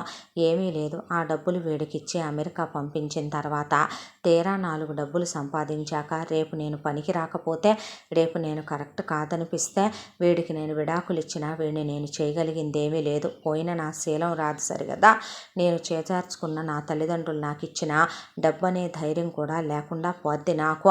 ఇప్పటికే వీడి చెల్లెళ్ళు, వీడి అమ్మా నాన్న నన్ను టార్చర్లు పెడుతున్నారు, అయినా పడుతున్నాను. వీడు నన్ను వదిలేసి ఇప్పుడు అమెరికాకి వెళతాను అంటున్నాడు. నేను ఎలాగోలాగా ఆ ఇంట్లో నుంచి ముందు ఉద్యోగం వంకతో బయటపడాలి. ముందు వీడిని ఎలాగైనా సరే నేను తిమ్మిని బొమ్మిని చేసైనా ముందు వీడిని ఇక్కడి నుంచి దాటించాలి. అది నా డబ్బులతో మాత్రం కాదు, నా డబ్బులు ముందు మీకు ఇచ్చి పంపించేస్తాను జగన్, మీ నాన్నగారికి చెప్పి అవి జాగ్రత్తగా పెట్టుంచవు అని అడిగింది వాసవి. నీ చెల్లెలే అడుగుతుందనుకో జగన్ అంటే, చచ్చా అదేం మాట అన్నాక మహిమ వైపు చూశాడు జగన్. సరేలే నీ ఇష్టం అని అంకుల్తో మాట్లాడతామని ఆయనతో కూడా ఫోన్లో మాట్లాడిస్తే, అలాగే లేమ్మా ఉంచుతాంలే అన్నారు వాళ్ళు. అన్నాక ఇప్పుడిక వాళ్ళని నమ్మటం తప్ప వేరే ఆప్షన్ లేదు. మన అనే వాళ్ళే మన వాళ్ళు కాకుండా పోయినప్పుడు బయట వాళ్ళ మీద డిపెండ్ అవ్వాల్సిన బతుకులే వస్తాయి ఆడవాళ్ళకు ఒక్కొక్కసారి. ఇక ఈ కర్మ తప్పేది కాదు అనుకొని ఆ తర్వాత 3వ రోజు రానే వచ్చింది. విజయ్ వెళదామా డబ్బులు డ్రా చేయటానికని. వాసవి తన చెల్లెళ్ళ బాధ్యత, తన బాధ్యత, ఇంటి బాధ్యత తీసుకుందామందని, తమ చెప్పు చేతల్లోనే ఉందని, అమాయకురాలని, ఎంతైనా అనాథ కదా, భయపడిపోతుంది, ఎక్కడ తను వదిలేస్తాడోనని ఆలోచించుకుంటుందని అమ్మా బాబులకి చెప్తే, ₹1,00,00,000 డబ్బులు రా, పైన 20 లక్షలు, ఎలా లేదన్నా కూడా అయ్యి కలిపి వడ్డీతో ఏ 1,50,00,000 వస్తాయో జాగ్రత్తగా తీసుకో అని చెప్పుకొచ్చింది కనకమ్మ. ముందు రోజునే వాసవి తనకి పీరియడ్స్ రాబోతున్నాయి అని చెప్పి, నేను టౌన్కి వెళ్ళి నాకు కావలసినవి నేను కొంచెం స్టేఫ్రీ అవి తెచ్చుకోవాలని వెళ్ళి నగలు తీసుకొచ్చి మూట కట్టి ఒక పూలకుండి అడుగున దాచిపెట్టి ఉంచింది. ఆ తర్వాత బయలుదేరేటప్పుడు తన హ్యాండ్ బ్యాగ్లో పెట్టేసుకుంది ఆ నగల బ్యాగు. ఆ తర్వాత సిటీకి వెళ్ళారు. డబ్బులు డ్రా చేసిందే, దాదాపు 1,50,00,000 దాకా వచ్చినాయి. విజయ్ ఆ డబ్బుల్నే అలా వాసన చూసుకొని మైమరిచిపోయాడు కట్టల్నే. ఎప్పుడు పుట్టాక ఇన్ని డబ్బులు చూడలేదు తెలుసా, అమ్మ అసలు ఈ రాత్రి నిద్రపోదేమో, మైమరిచిపోద్దేమో ఈ డబ్బులు చూసే అనుకున్నాడు. అంతేగా మరి పాపం అని చెప్పిన తర్వాత బ్యాగ్లో సర్దుకున్నాక అంతా డబ్బులు కాక పైన 20,000 డబ్బులు వచ్చినాయి. అయితే వాటిల్లో 2,000 పెట్టి 2 షర్ట్లు కొనుక్కున్నాడు.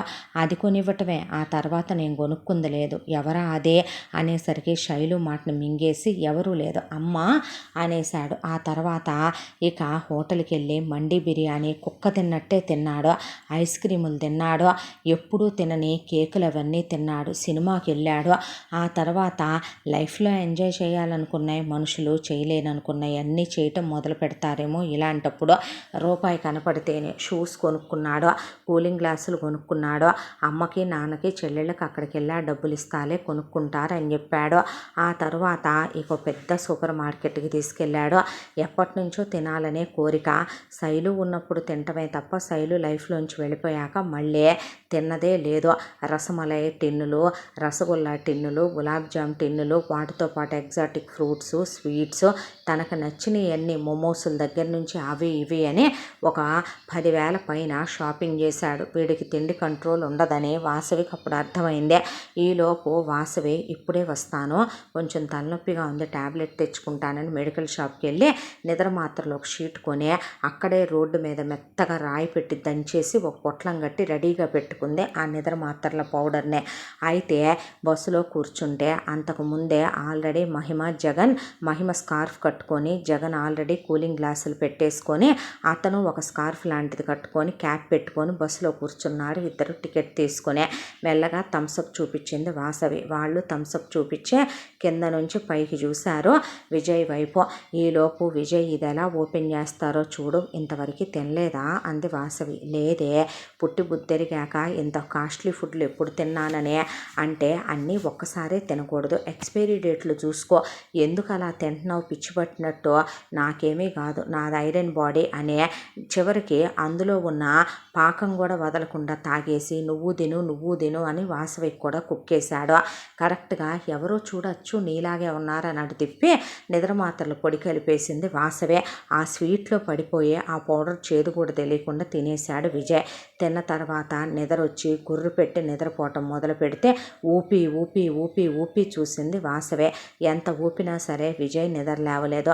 సక్సెస్. దాంతో వెంటనే బస్సులో ఎవరికీ అనుమానం రాకుండా బ్యాక్ సీట్లోకి వాళ్ళని రమ్మనమని చెప్పి ఏమీ ఎరగనట్టు తను బ్యాక్ సీట్లోకి వెళ్ళి ఇందులో నగలున్నాయి, ఇందులో డబ్బులున్నాయి, మీరు ఇక్కడే ఆపేసి దిగేసేయండి, వెనకాల ఆల్రెడీ డ్రైవర్ వస్తున్నాడు మా కోసమే కారులో అన్నాడు జగన్. మంచిదే, ఆ జన్మాంతో రుణపడి ఉంటాను మీ అమ్మ నాన్నగారులకే, మీ అమ్మగారికి కూడా చెప్పు మహిమ అని చెప్పి మీరు వెళ్ళిపోండని వాళ్ళని బస్సులోంచి దించేసి ఏమి ఎరగనట్టు వచ్చి విజయ్ పక్కన పడుకుంది వాసవే.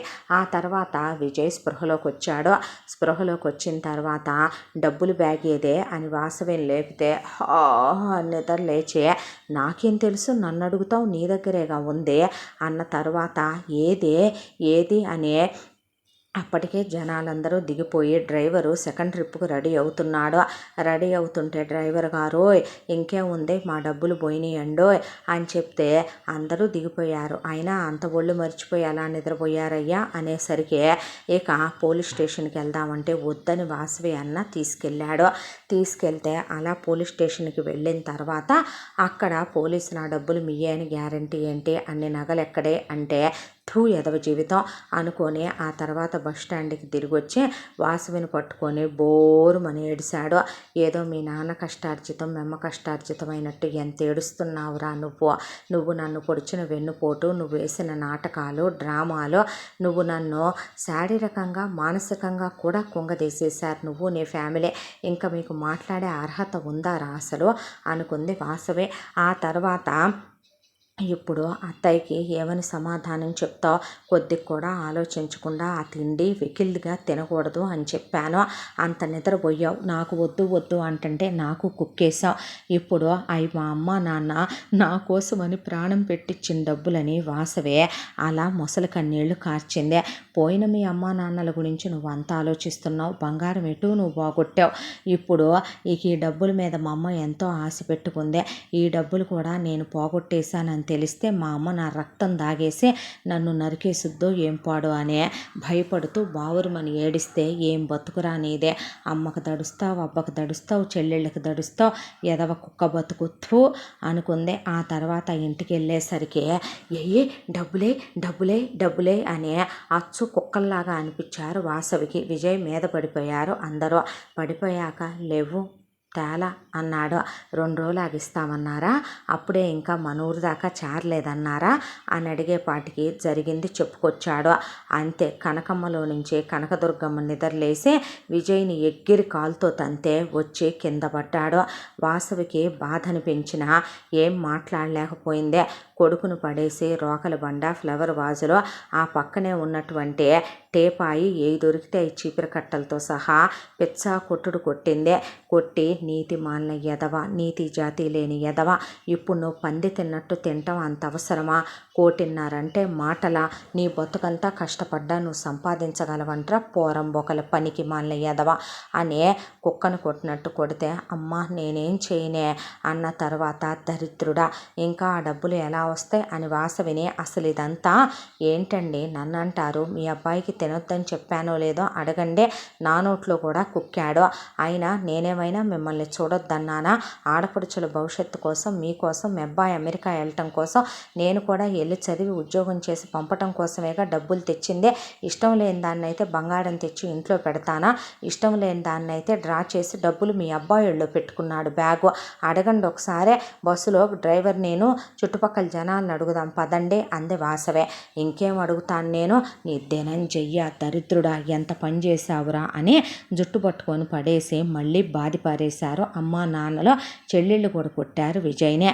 ఆ తర్వాత కూర్చొని ఏడ్చిన తర్వాత, ఇప్పుడు ఏం చేయబోతున్నావు నువ్వు అంది వాసవి. మళ్ళీ వెళ్ళి ఉద్యోగంలో చేరతా, నువ్వు కూడా ఇద్దరం చేరదాం. ఏం చేస్తావు ఉద్యోగంలో చేరి? మహా అయితే నీకు ఒక 50,000, నాకు 30,000 వస్తాయి. మనం అక్కడ ఒక 30 వాడి 50 పంపిస్తే అత్తయ్య అనుకున్నట్టు వాళ్ళకి బ్రహ్మాండమైన సంబంధాలు చేయగలుగుద్దా? మరి ఇప్పుడు నేను ఏం చేయనే అన్నాడు. ఏం చేసేదేముంది, స్టూడెంట్ లోన్ పెట్టుకో. నాకెందుకు ఇస్తారు? ఏ ప్రాపర్టీలు ఉన్నాయని షూరిటీ చూపించడానికి అక్కర్లా. మన క్యాస్ట్కి గవర్నమెంటు షూరిటీ చూపించకపోయినా సరే అమౌంట్ ఇస్తుందని విన్నాను నేను. ఎలాగోలాగా ముందు దానికి అప్లై చేసుకో. అప్లై చేసుకుని అక్కడికి వెళ్ళిన తర్వాత నువ్వు పార్ట్ టైం చేసుకో. పార్ట్ టైం చేసుకుని ముందు నువ్వు ఎడ్యుకేషన్ కంప్లీట్ చేసుకో. కంప్లీట్ చేసుకున్న తర్వాత లోన్ క్లియర్ చేయి. ఆ తర్వాత నన్ను తీసుకెళ్దు కానీ నేను కూడా ఎంఎస్ చేస్తాను. ఆ తర్వాత నువ్వు అనుకున్న ప్రకారమే డబ్బుల్ని పోగు చేసి మరి ఆడపడుచుల భవిష్యత్తు గురించి, మరి అత్తయ్య మామయ్య గురించి ఆలోచించొద్దు అంది వాసవే. పరాయిదైనా అదే నయం, పనికి మాలినోడ ఉద్యోగం చేస్తావా? ముందు చెప్పిన పని ఏంటో ఆలోచించని ఎగిరెగిరి తన్నింది కనకమ్మ. దాంతో చేసేదేమీ లేక విజయ్ వాసవి చెప్పినట్టే చేశాడు. వాసవి ఒక్కటే అనుకుందే, విజయ్ ఇక్కడ ఉండకూడదు, ఇక్కడుంటే తను వీళ్ళు పెట్టే టార్చర్లు భరించలేకపోతుంది. ముందు విజయ్ని అమెరికా పంపించేస్తే ఆ తర్వాత తను కూడా వెళ్ళిపోయా. అక్కడికి వెళ్ళిన తర్వాత నెక్స్ట్ ప్లాన్ ఏంటనేది ఆలోచించుకోవచ్చు. ఇక్కడుండి మాత్రం ఈ చిత్రహింసలు తను భరించలేని అనుకుందే. ఆ తర్వాత విజయ్కి లోన్ శాంక్షన్ అయిందే. దాంతోపాటు తనకి అమెరికా యూనివర్సిటీలో సీట్ వచ్చిందే. విజయ్ బయలుదేరిపోతూ ఒక వారం రోజులు వాసవిని తీసుకెళ్ళి ఎంజాయ్ చేసి వచ్చాడు. ఆ తర్వాత నేను జాబ్కి వెళ్తానుగా అంది వాసవి. జాబ్ కంట పంపించమ్మా అంటే కనకమ్మ ముందు పంపిద్దాం అనుకుంది కూడా, తర్వాత వద్దొద్దు అందే. అది కాదమ్మా, దేనికో దానికి డబ్బులు వస్తాయి కదా, నాకు ఎలా లేదన్నా ఒక 30,000 వస్తాయి అత్తయ్య. అక్కడ నేను 15,000 వాడుకొని 15,000 పంపిస్తాను. మరే మీ అబ్బాయికే పొట్ట పోసుకోవటం కష్టమైతే మీకేం పంపుతాడో అంది వాసవే. ఆలోచిద్దాంలే అని చెప్పి ముందు విజయ్ బయలుదేరి వెళ్ళిపోయాడు. వెళ్ళిపోయి అక్కడ అమెరికాలో జాయిన్ అయిపోయి ఒక పార్ట్ టైం జాబ్ చూసుకొని కాలేజీకి వెళ్ళటం మొదలుపెట్టాడు విజయ్. ఆ తర్వాత వాసవినే బాగా కొట్టడం మొదలుపెట్టింది కనకమ్మ.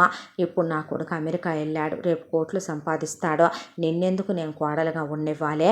నిన్నెందుకు నేను ఇంకా బతకనివ్వాలి? అసలు నీ మీద మాకేం రూపాయి లాభం ఉందనే, చివరికి నిన్ను కూడా మేమెక్కడ పోషించాం అని రోజు ఆడపడుచులు అత్తామామలు టార్చర్ పెడుతుంటే వాసవికి ఏ రాత్రిపూట ఏం చేస్తారో, లేదంటే ఏ వేశ్యావాటికలకు అత్తం ముద్దో అనే భయం పట్టుకుందే. తను అనుకున్నదే అనుకున్నట్టుగా ఒక రోజున నాగరాజు అనేవాడిని వడ్డీలకు డబ్బులు అడిగితే వాడు వచ్చాడు. వచ్చి వాసవిని మంచినీళ్ళు పకోడీలు తెమ్మంది కనకమ్మ. చండాలంగా వాడు బాడీ పార్ట్లన్నీ స్కాన్ చేస్తున్నట్టే చూడటం మొదలు పెడితే చెమట్లు పోసుకొచ్చినాయి వాసవికి. ఎవరిది అని అడిగితే కోళ్ళని చెప్పాగా అంది కనకమ్మ. ఈ మధ్య నువ్వెవరిని బేరం మాట్లాడట్లేదు నాకు, మరి ఎవరితో లొంగట్లేదు. నువ్వు ఇచ్చే డబ్బుల కన్నా రోజు కూలికి పోయినా కూడా ఎక్కువే వస్తున్నాయని నువ్వు వాళ్ళేమో తీసుకెళ్ళినోడి ఊరికినే ఊరుకోవు, నువ్వేమో వాళ్ళని కొరుకుతున్నావంట, గిల్లుతున్నావంట, గిచ్చుతున్నావంట, మందు తాగమంటున్నావంట, వాళ్ళేమో దాంతో రామంటున్నారు. నేనేం చేయను అంది కనకమ్మ. అయితే నీకు నీ కొడుకు వచ్చిందాకా మరి ఇల్లు జరగాలిగా, కాబట్టి నీ కోడల్ని పంపు నా దగ్గరికి ఇప్పటికే అన్నాడు వాడు. కోడలంటే కొడుక్కి దాని మీద మోజు బాలేదు. ఇప్పుడు మళ్ళీ దాన్ని పంపించానంటే లేనిపోయిందే. చదువుకుంది, చుట్టుపక్కల ఇళ్ళ పక్కల తెలుసు అందరికీ కోళ్ళనే. కొడుక్కి తెలిస్తే మళ్ళీ ఎంతైనా వాడి పెళ్ళాం మీద వాడికి ఇష్టం మోజు ఉన్నాయే. దాన్ని వాడు దెబ్బ కొట్టో మాట అండు, ఏమన్నా అంటాడేమో. నేనేమి నీ కోడల్ని పర్మనెంట్గా ఉంచుకుంటాననిలేదే. నీ కొడుకు ఆ చదువేదో అయిపోయి వచ్చిందాక దీన్ని నేను వాడుకుంటాను, నీ ఇల్లు జరుపుతాను. ఆ తర్వాత నువ్వు మళ్ళీ నీ కోడల్ని నీ కొడుకుతో పంపించేసుకో, నేనేమి పిల్లల్ని గంటాను అనలేదుగా, అంతేనంటావా అని కనకమ్మ ఆలోచించి చెప్తాలే, వచ్చే వారం రా అనేలోపు వాసవికి పై ప్రాణాలు పైనే పోయినాయి. ఈలోపు విజయ్కి అమెరికా ఫోన్ చేసిందే. ఎలా ఉన్నావు, ఏం చేస్తున్నావు అంటే, నువ్వు గుర్తొస్తున్నావే, వచ్చైనా మధ్యలో ఒకసారి ఒక 2 నెలలు నీతో హ్యాపీగా గడిపెళ్ళనా అన్న తర్వాత నాకు ఇక్కడ ఉండాలంటేనే భయంగా ఉంటుంది. రెండోది ఇల్లు జరగటం కష్టంగా ఉందని ఎవరో నాగరాజు అనేవాడు, ఆ నాగరాజు అనేవాడు విజయ్కి తెలుసు నాగరాజు గురించే. నాగరాజుతో వాళ్ళమ్మ ఏం చేసుద్దో కూడా తెలుసు. దాంతో ఏమన్నాడు వాడు, వచ్చాడు అసహ్యంగా నా వైపుని చూశాడు. అత్తయ్య నన్ను లోపలికి పంపించిందే. ఆ తర్వాత వాళ్ళిద్దరూ ఏదో మాట్లాడుకున్నారు. అత్తయ్య వచ్చే వారం రమ్మందే. నేను ఉద్యోగానికి వెళ్తాను విజయ్, వెళ్ళి అక్కడెక్కడో చోట ఫ్రెండ్స్తో పాటు రూమ్ షేర్ చేసుకుని ఉండే ఇల్లు జరగటానికి 15,000 చొప్పున నేనే పంపిస్తాను. అక్కడికి వెళ్ళి 30,000 వస్తాయని గ్యారంటీ ఏంటే నీకు, ఎక్కువ కూడా రావచ్చు కదా. నేనేమైనా అంతకుముందు జాబ్ చేసిన ఎక్స్పీరియన్స్ ఉందా, ఫ్రెషర్ కదా. ఎక్కువ అనుకొని వెళ్ళి తక్కువ వస్తే అత్తయ్య కొట్టుద్దే. తక్కువ అనుకొని వెళ్ళి 1 రూపాయి ఇస్తే నేనేమైనా ఉంచుకుంటానా విజయ్ అన్న తర్వాత వాడేమన్నాడు. ఇంకా విజయ్కి అదే అనుమానం పట్టుకుంది. ఎంతైనా తన పెళ్ళాం, అదే కాక తనకు మోజు కూడా తీరలేదు పెళ్ళాం మీద. ఇక దాంతో కనకమ్మకు ఫోన్ చేశాడు. ఏందమ్మా నాగరాజు వచ్చాడంట. ఏం లేదులే, వాడికి ఇదివరకు అమ్మాయిల్ని అప్పచెప్పేదాన్నిగా, ఇది ఇప్పుడు అమ్మాయిలు ఎవరూ లేరని ఎవరన్నా ఉంటే చూడమన్నాడు. చూడటానికి ఇది బాగానే ఉందని. అమ్మ అది నా పెళ్ళాం, పిచ్చి పిచ్చి వేషాలు నువ్వేయి మాకు, నీకు నీ కూతుళ్ళెంతో నాకు నా పెళ్ళాం అంతే. ఎదవేషాలు వేసావంటే నేను ఊరుకొని చెప్తున్నాను. అది చదువుకుందే. రేపు ఏ కేసులో పెట్టే గొడవలు అయినాయి అంటే మొత్తం లోపలికి వెళ్ళి నేను మళ్ళీ ఇక్కడి నుంచి రావాల్సి వస్తుంది. అనవసరమైన ఎదవేషాలన్నీ వేయొద్దు. ఆ నాగరాజు గాడిదేం పోయింది, ఆడు అలాగే చెప్తాడు. అది ఉద్యోగం చేసుకుంటానంటుంది, సిటీకి వెళ్ళిపోతానంటుంది, పంపించే. దానికి 30,000 ఉద్యోగం వస్తే అదో 15 వాడుకొని మీకు 15 పంపుద్దే. ఆ తర్వాత ఎటు మీరు పొలం పోతారో. నాగరాజు దగ్గర అవసరమైతే కనుక కోసం డబ్బులు తీసుకొని వడ్డీకి వాడుకో. నేను ఈలో పార్ట్ టైం చేసి ఎలాగోలాగా మీకు ఎంతో కొంత పంపించేసేస్తాను. నువ్వు దాన్ని ఉంచావంటే మాత్రం నేను ఊరుకోనన్నాడు విజయ్. తెల్లారిపాటికి వాసవికి భయం వేసి బట్టలు కూడా సర్దుకొని కూర్చుంది రెడీగా. నేను వెళ్ళిపోతాను అత్తయ్య అంది. ఆ చాకిరీ అమ్మాయి చేయలేకపోతుంది, ఆ దెబ్బలు అమ్మాయి తినలేకపోతుంది. సర్లే వెళ్ళు, అలాగైతే ప్రతి నెల మాత్రం జీతం వెయ్యాలి. మీ అబ్బాయి వచ్చిందాక నేను రాను కూడా రానత్తయ్య, అక్కడే ఉండి ఓవర్ టైం చేసి మరీ నీకు డబ్బులు పంపుతానని అక్కడి నుంచి ముందు జంప్ అయిపోయి సిటీకి వచ్చి పడిందే. వచ్చి పడిన తర్వాత మహిమ వాళ్ళ దగ్గరికి వచ్చి జరిగిందంతా చెప్పుకొని కన్నీరు మున్నీరుగా ఏడ్చింది. ఏడ్చేపాటికి బాధపడద్దు, నువ్వెక్కడా ఉండొద్దు, మా ఇల్లు ఆల్రెడీ 2 బెడ్రూమ్లు, హాలు, కిచెను మా ఇంట్లోనే ఉండు, అమ్మ నేను నీకు తోడుగా ఉంటామని చెప్పింది మహిమ. ఆ తర్వాత జగన్ నాన్నగారి ఇన్ఫ్లుయెన్స్తో నీకు ఒక 70,000 వచ్చే జీతం నేను ఉద్యోగం ఇప్పించి పెడతా, నువ్వు కంగారు పడకు అని చెప్పాడు జగన్. వాళ్ళకి చేతులెత్తి దండం పెట్టిందే. సమయస్ఫూర్తితో ఇంతవరకు రాగలిగింది. ఇక్కడి నుంచి దేవుడు ఏ తీరానికి చేరుస్తాడో అనే ఆలోచించుకోసాగింది వాసవి. ఇంతటితో కోడలి సమయస్ఫూర్తి మొదటి భాగం పూర్తి. ముగింపు భాగంతో మళ్ళీ కలుసుకుందాం. తప్పకుండా మన ఛానల్ని సబ్స్క్రైబ్ చేసుకోండి. ఈ కథను మనకు అందించిన కథా రచయిత్రి జి. యామిని శ్రీనివాస్ గారు. Thank you.